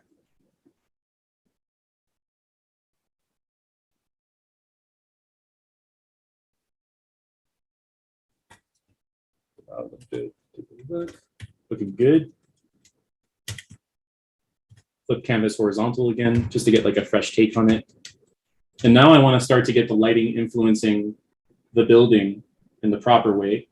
And so what I'm going to do, let me go to my brushes, is start to think about these edges getting hit by the light from above. And let's bring in a little bit more of a warm tone, like actual light is influencing the local color. So this is called apparent lighting because it's being affected by light to the right. And so you're going to start to bring in some of these oranges, orange.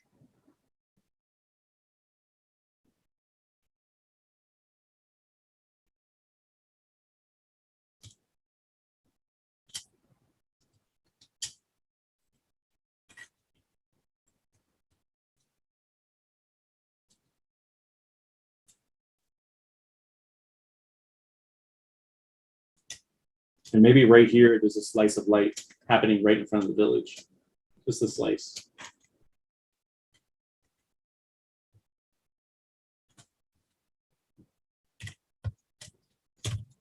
Good. Now at this point, I want to start to bring in more warmth. So what I do is I'll go up to my hue jitter brush that I had at the very beginning of our demo. But before I do that, I want to start bringing in some bush shapes, just to kind of break this up a little bit.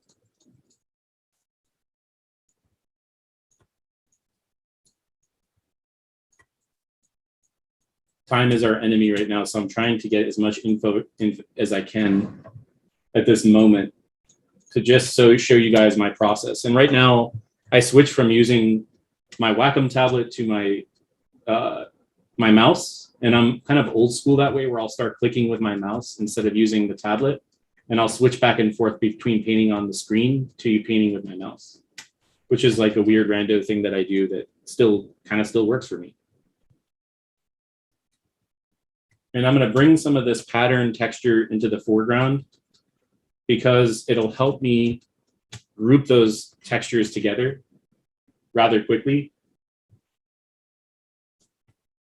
and bring the language of the shapes together into the same image. And it's also this kind of amount of value that happens with this texture at the same time is what's making the painting feel like it's coming to life.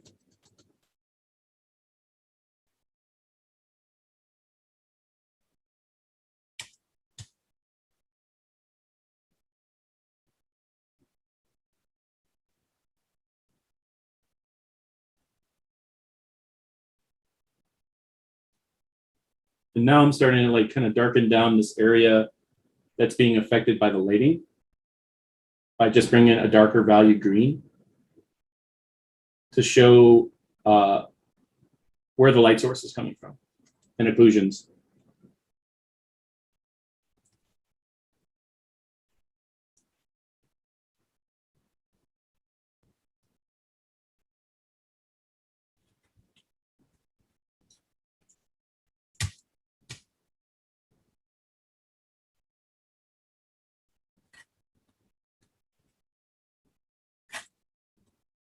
And you notice how I keep zooming a bit in and out. I think that's very important for everybody to do, is to just check to see how things are looking from a distance. Because if it works close up, it's not going to work far away, but if you work from far away, it's going to work close up. If that makes sense. For me, it does.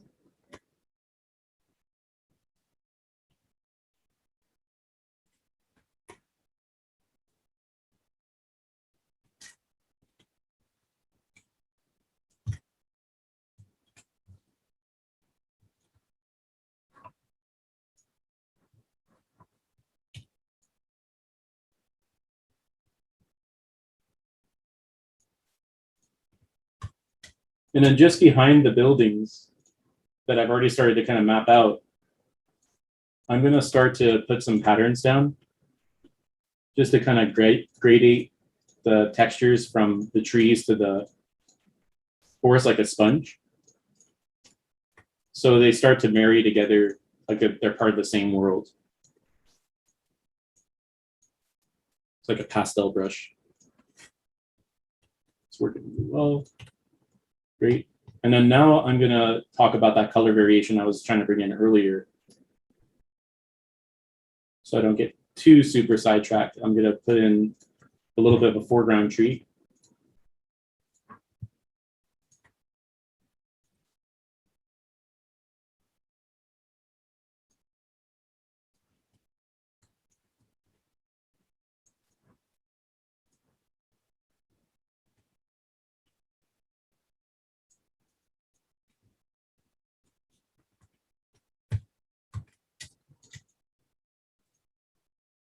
And these are stamps that I've created on projects I've been on that really help me get there faster when I'm trying to create mood rather quickly.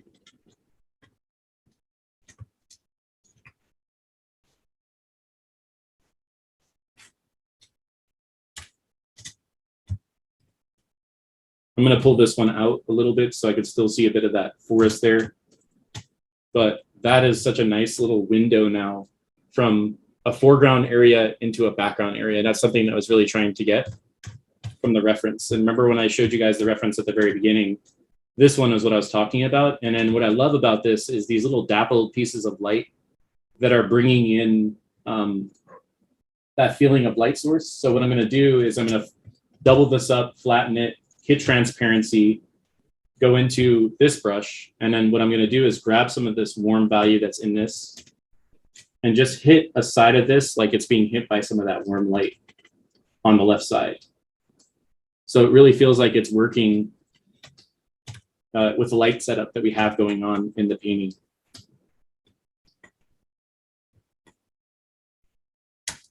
And you know, this is stuff that you finesse later. This is just getting the mood in, and in under an hour, we already have the start of such a strong base for a painting that we can really start to like define and finesse later. But in the amount of time that we had, I think that's an extremely successful start. And I think that that's important to do, is get that going as fast as you can so you can do all the rendering stuff, the fun stuff later.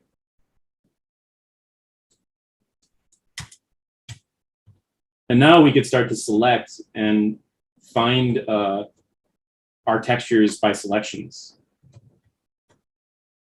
Because we did a lot of just painting, now we can really make hard selections and pull areas out. Clean up our painting.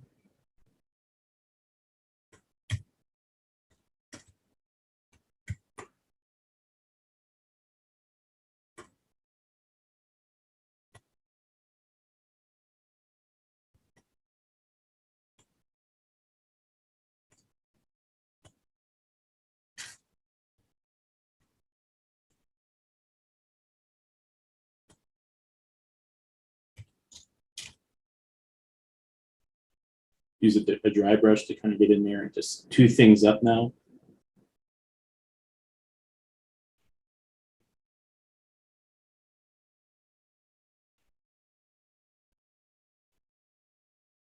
And now I'm really like, I'm starting to paint now. This is the fun part. In the last 15 minutes, this is where you really start to get busy.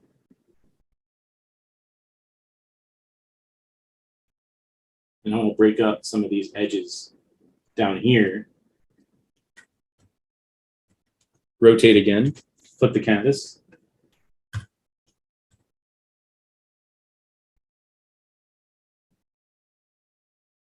And I want the brush to follow the shape of the rooftop. And that's something I'm doing now.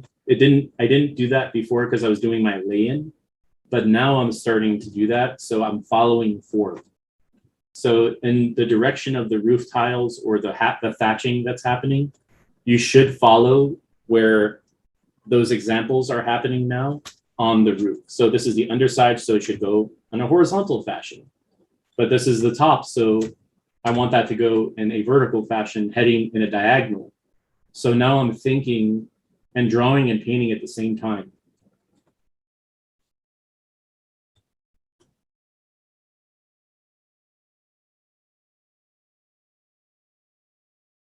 And just kind of scoring over those oranges. We could bring in some of that orange color for color variation here and there.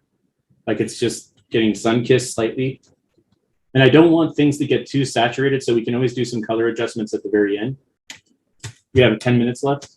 So I'm trying to think about ways to get a lot done for you guys here in 10 minutes so we could save for the Q&A at the end.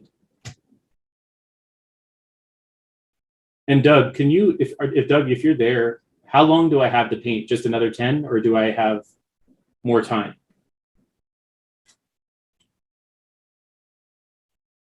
Or anybody that's there from the Wacom team?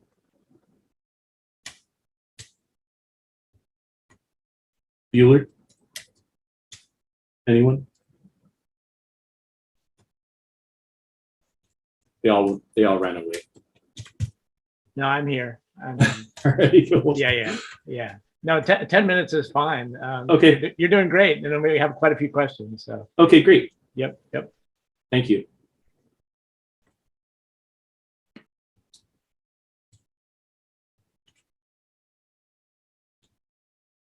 And one thing I wanted to show you guys is like, so on these buildings, looking at them critically, there's a lot of warm value here on this front facade that I would like to bring back in a little bit, but also some of those contrasts of dark. So looking at the darks in here, imagine if we're just seeing slivers of dark underneath these rooftops. Now our eyes and to see these little windows into a world and fill in the details ourselves. Like, oh, cool, there's pockets of darkness now that are creating contrast behind all that light.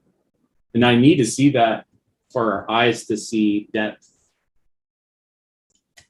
And I'm going in now and doing that. I'm saving that for the end because that's the fun part, right? Is getting a chance to put in those high detail contrast areas. Now our eyes are punching. It's like a punch through the whole screen, right? And I want to start to get a little bit of like a light effect on the water. So what I'm going to do is create a streak, a shape of streak on the surface and make a new screen layer. Hide that. And just bring in a little bit of a light source hitting that water.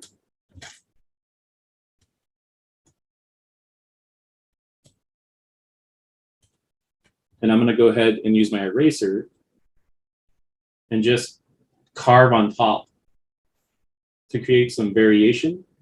And one thing I'll do is go into filter, blur, motion blur, and then just put it on an angle slightly. And there we go. Now we have that feeling of light hitting water because it's moving on that water surface.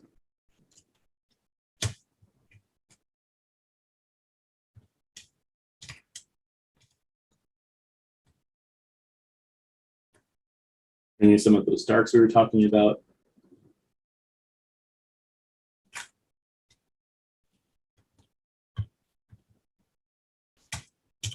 Pulling out, looking at the reference again. What I love about this one is it has this kind of warm but cool feeling to the mossy water. So I'm going to bring in a little bit of that into my painting because there was something I was really drawn to that. And I'm going to put this on a lighten layer and just grad upwards. So it creates a little contrast of the sky hitting some of that surface.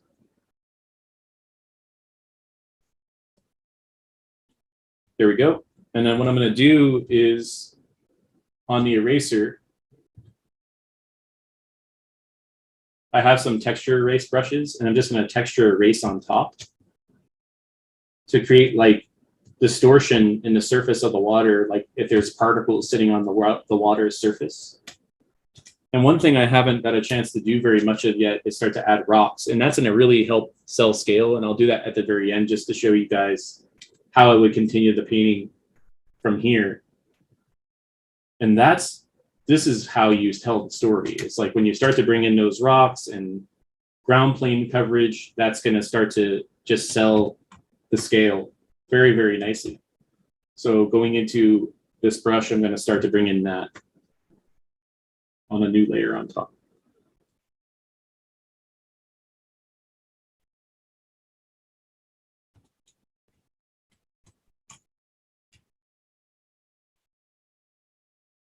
And I have these like great dot brushes I created, dots 2 and dotties. So like I have a bunch of dots that I use to kind of break up surfaces, and that will look like pieces of stuff floating on the water, on the ground. It creates scale.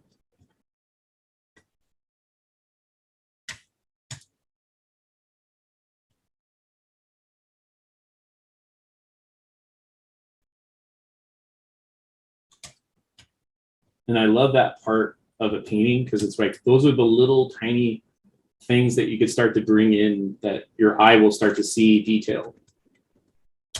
And we're doing that in just the last 4 minutes for the sketch. And then if I was to continue painting this, I would add a lot more finesse to this and take my time. But you know, we're rushing to get a lot of information down very quickly, but this is the same process I would do even if I had time, but in kind of a little bit more of a speed painting format. But look how much that adds just by putting in those dots. It's that tertiary detail we were talking about at the very beginning of the painting.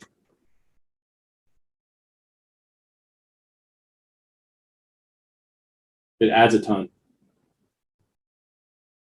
And I remember years ago, I was working on the 3rd floor at DreamWorks on the Projects of Development slate section. And I was working with amazing artists like Marcos Mateo and Paul Lassane, and just tremendous talent. And I used to ask them, like, what is it about a painting that makes a painting into something different than a lot of the other artists do? And I said, you know, what do you think it is? And I asked all the artists that, and they would always say, it's like when you take out that very small flat at the very end of the painting, and you put in that very thin whisker size line or those little subtle dots, that's where you see finesse. That's where you see something really come to life in an image. And I was like, wow, that really makes sense. I didn't even think about that, but it's so true. It's just those subtleties at the very end of an image that it's what you do at the last part of your image that makes your image different from everybody else's too. And that's the finishing touches that I think everybody will start to grab in their repertoire as students or as professionals, to have their own thumbprint in their own point of view. It's also the materials that you paint too. Like, don't paint everything what everybody else is painting. Paint your own subject matter, tell your own story. That's going to also be a huge contribution to how you get to where you are as an artist.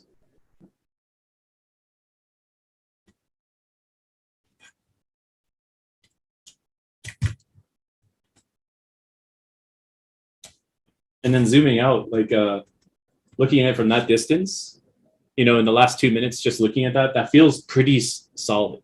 Just as a small thumbnail, like a postage size thumbnail, that feels really nice. And, you know, we can add in all this like little breakup of like, maybe there's some small pieces of wagon wheels or pieces of rock, and those things that would come in later as I start to finesse the painting in the next like hour, if I had another hour to paint this. But I just wanted to show you guys the lay-in, because this is the most important part of the painting. And adding all these little details and changing colors around is actually kind of the easy part. And I wanted to save like the meat and potatoes, so to say, for you here in this session, so you can gain a lot from that and really understand what the process means and how we create images. So hopefully you guys learned a lot from that today. We can open it up to the chat now, and I'm going to stop sharing, and then we can jump into the Q&A. And I'm just going to turn off this camera too over here as well. And then we'll go from there. So actually, I'll just leave it. Yeah, there we go. So please fire away. Okay, can you hear me? Yes. All right, great. Yep, you have a bunch of questions here. Everybody's very excited about what you've been doing. It's great to see. Let's see, do you just create a new layer every time you need to add details instead of going back to layers underneath? Sorry, I didn't hear that. Oh, okay. Do you just create a new layer every time when you need to add details instead of going back to layers underneath? Yeah, that's a very good question. I absolutely do. And I think that if you're making a huge change to any of your imagery as you create it, it's a good idea to call up a new layer, because say you did start noodling on something and you're not liking the direction in which it's heading, you can go back in and really gently extrapolate those details later if you don't like them. But if you're doing a big dramatic change, like a lighting change, or adding in some foliage, or putting a new mountain in, or a structure, it's always good to put them on a new layer.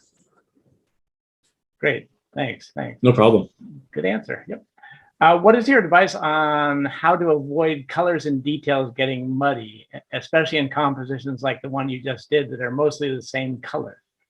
Yes, and you know what? If it's analogous, if it's in a lock gamut, so to say, if we had the color wheel and we just put our hands over a certain part of the color wheel and we were painting inside that color wheel, it's very hard to get muddy. It gets muddy when you say that they're muddy, because colors can be controlled quite easily. You play with browns and paint in the muddy colors and still make an amazing painting. Some of the greatest painters of all times, like Zorn and Sargent, did that. They didn't really use very much color sometimes, where it was almost like a black and white painting with like a swath of color. And so as long as you're controlling your values, your colors are going to work regardless. So a good, strong value system will make a great painting later on. Okay, good. Yeah. Another question. With your approach, Jason, is it hard to change major things like color and lighting? For example, this scene you did looked like it was either early morning or late at night or getting kind of dusky. Is it hard for you to change everything back to like a super bright scene? You know, it's not, and I think it's all controlled with value. So going back to exposure, if you're using a camera, right, and you're looking through a camera's lens, there's a thing called f-stop, and you stop up or you stop down. So stopping down means you're darkening down the image, and then stopping up means you're exposing and getting brighter. So you could control that with overlays using a multiply layer or a darken layer or a lighten layer or a screen layer. And there's also lots of other in-betweens like soft light and vivid light and linear light. And those will all affect using layer styles very differently, using the Wacom tablet and Photoshop together. And I find that with these designs that we're creating in like an exercise like we did today, I'll screen share again for you guys so you can see. What I'm focusing on specifically is just getting the legibility of the image. So if it works right there in black and gray, sorry, I'm getting a little feedback.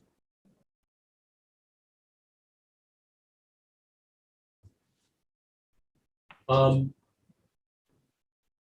I'm sorry. Let me see if I can put that back on for you, because I turned it off for a reason.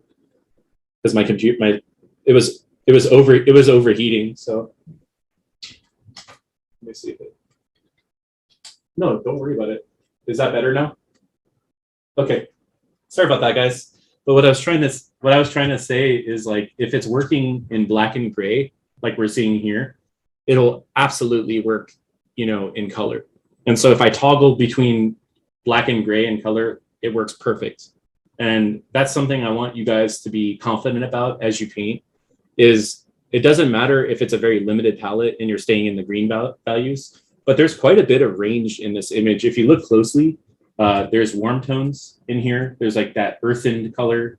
There's those warm kind of oranges. There's those deep kind of like pasty greens and the yellow right next to it. There's also that gradation of value that's happening from the warm down into the cool at the bottom. So there's a lot of interplay between light and dark, and then the foreground darks to the background darks, as well as the interstitial values that are happening in the image as well. So don't be afraid to just mess around and see what kind of gamut you can create just by doing that. I think it's super fun and inventive to do it that way too.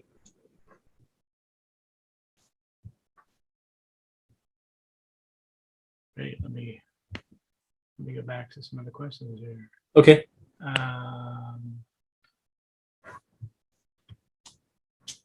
What are your thoughts on the art theory being taught to never use black in a painting? You know, I think that's okay, because, you know, personally, I use black in images when I want things to feel dramatic, like a film noir, right? Black and gray is okay. But if you use too much black, what happens is you start to create black holes in your image, and it's the absence of color. And say, for example, you're looking at one person's monitor to another, it's always good to stay between the 10% in the brightness and then 10% in blackness. So if you look at this, if I sample my image, I have very dark blacks in the foreground, but it's not 100% black. You can see there's a little bit of room right here, wiggle room in the brightness. And even in the background, there's a bunch of wiggle room right there for it to get brighter. And then you have nothing ever goes 100% white. I think we save that very small teaspoon for the very end if we do want to have that high amount of contrast. But there's nothing wrong with it as long as you have your balances correctly. But I would say stay within here, like this range. Don't go any darker than that. And don't go any brighter than this, just so it can play well on other people's monitors. Cool. What is your favorite tool for making landscapes?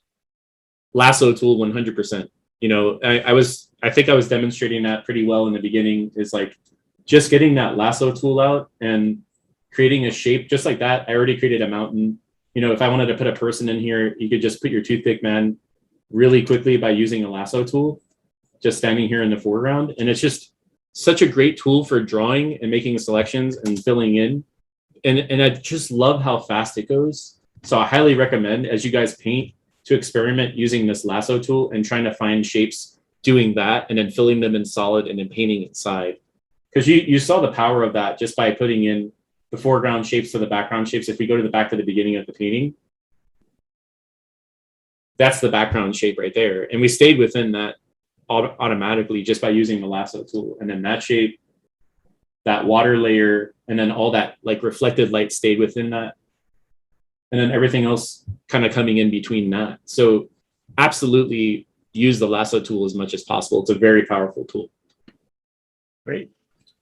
So do you go into painting, Jason, without a plan? You always seem to like just kind of develop something as you go. Tell us a little bit about that. Yeah, I like that part of it where it's a bit more organic. And, you know, if it's for myself, I could do that and experiment. But if I'm working on a project and someone's paying me to do a piece and they have specific ground rules or criteria set up in place for me, I don't deviate too far from the plan. Because they're like, hey, Jason, you're designing this like crazy vehicle. And this vehicle needs to have 4 wheels and it needs to have this shiny specular metallic paint on it. But in between, it should feel like a Bugatti mixed with a Ferrari or something, you know, so you have parameters. But when it comes to a landscape painting or world building, in the very beginning, when you're getting through the blue sky phase of something, shoot for the stars, like create wild shapes, have fun with the nuances there, because later on, you're going to get a lot of people's putting their fingers in the pudding, so to say, and changing stuff on you, and just go for it and go as far as you can, because you can't pull back if you don't go far enough. I hope that makes sense. That makes sense. Yeah, absolutely. What are some of your exercises for improving lighting?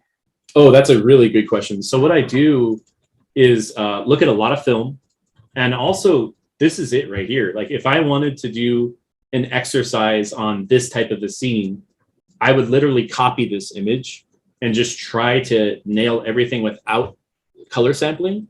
And then the next time I do it, I'll color sample and look at where everything kind of ends up on here. So you could see in the darkest darks, it's not 100% black, you know, it's kind of almost at 95. And then in the lightest lights, it does going into almost towards the whites, it's 100%. And that's because of the lens. The way the lens works is it exposes for darks or it exposes for lights.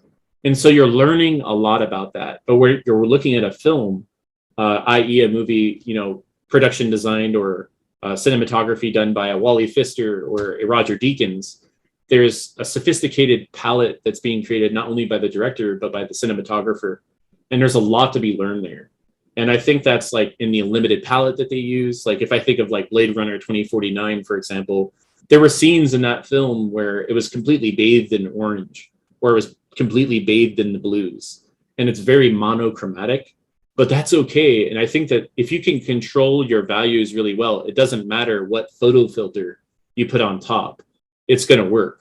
And that's what I was saying. And I was trying to relate to you guys on early in the game is when you're painting and you're getting color in, don't be afraid of the color. Just get your values to work solid, because you could put a blue next to a green, next to a red, next to an orange, and they're all going to dance well together no matter what. And I had a production designer when I was working way back in the day at DreamWorks that said that to me. And he's like, hey, you could put all the colors in the rainbow. It may feel a little bit garish, but if your values are working spot on, then the colors are going to play no matter what. Cool. That's great. Last question here. What do you find is the most efficient workflow to go from line to value to color? That's a good one. So in terms of workflow, it's whatever you feel comfortable doing. A lot of people do start with drawing, and I think that's perfectly okay. If you have a solid layout, I call them layouts, because in the old days, when I first started doing design, I was working with layout artists. And what that means is someone would do the drawing for you that you were going to paint. But that means that you have to be very methodical in your process. So again, creating something in the background and then moving into the middle ground and then moving into the foreground. And so what I would do is paint my sky and the background objects first. And then I would paint my middle ground, and then I would paint my foreground and make sure that those are all overlaid. And what I mean about painting out what's behind is like in the old days, what we would do is we would parallax. And so if the camera rotates and reveals, you got to make sure that you're painting all that information that's behind the object in front. And so like in the old multiplane camera that Disney used to use on like Pinocchio and Jungle Book, it's the same philosophy that we would paint in a digital fashion. And a lot of times people are utilizing After Effects or Nuke or some type of compositing software to create the very similar identity in their process. So think about things that way when you're creating your process is if you have the line, that's just your basis to start your composition, but then go in there and dissect the shape.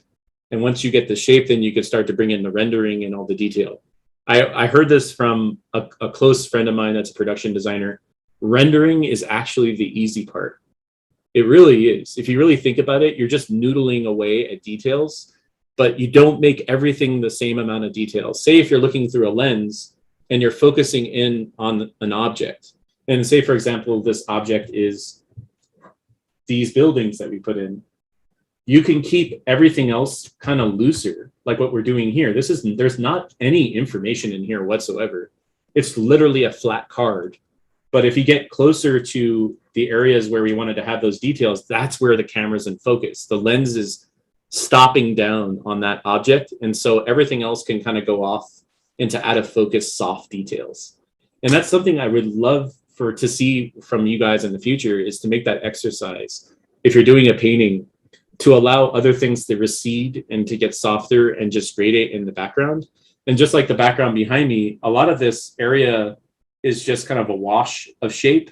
But in the area where I wanted the eye to go, like this building that my hand's on top of, and then these other buildings below, that's where I put the high contrast no-tan read. So it's the same thing when you guys are creating an image, is to do it that way, where you're thinking about how the camera's focusing in with the lens. Okay, great. Thanks for joining us today, Jason. It's been a pleasure having you on. It's always great to see you. Absolutely. It's my pleasure. Is that all the questions from everybody? That's all the questions. Yeah. Okay. Yeah. Great. Absolutely. Yep. So thank you very much. I'll say just a couple of things before we sure. Tune out here. It's been an incredible event this weekend.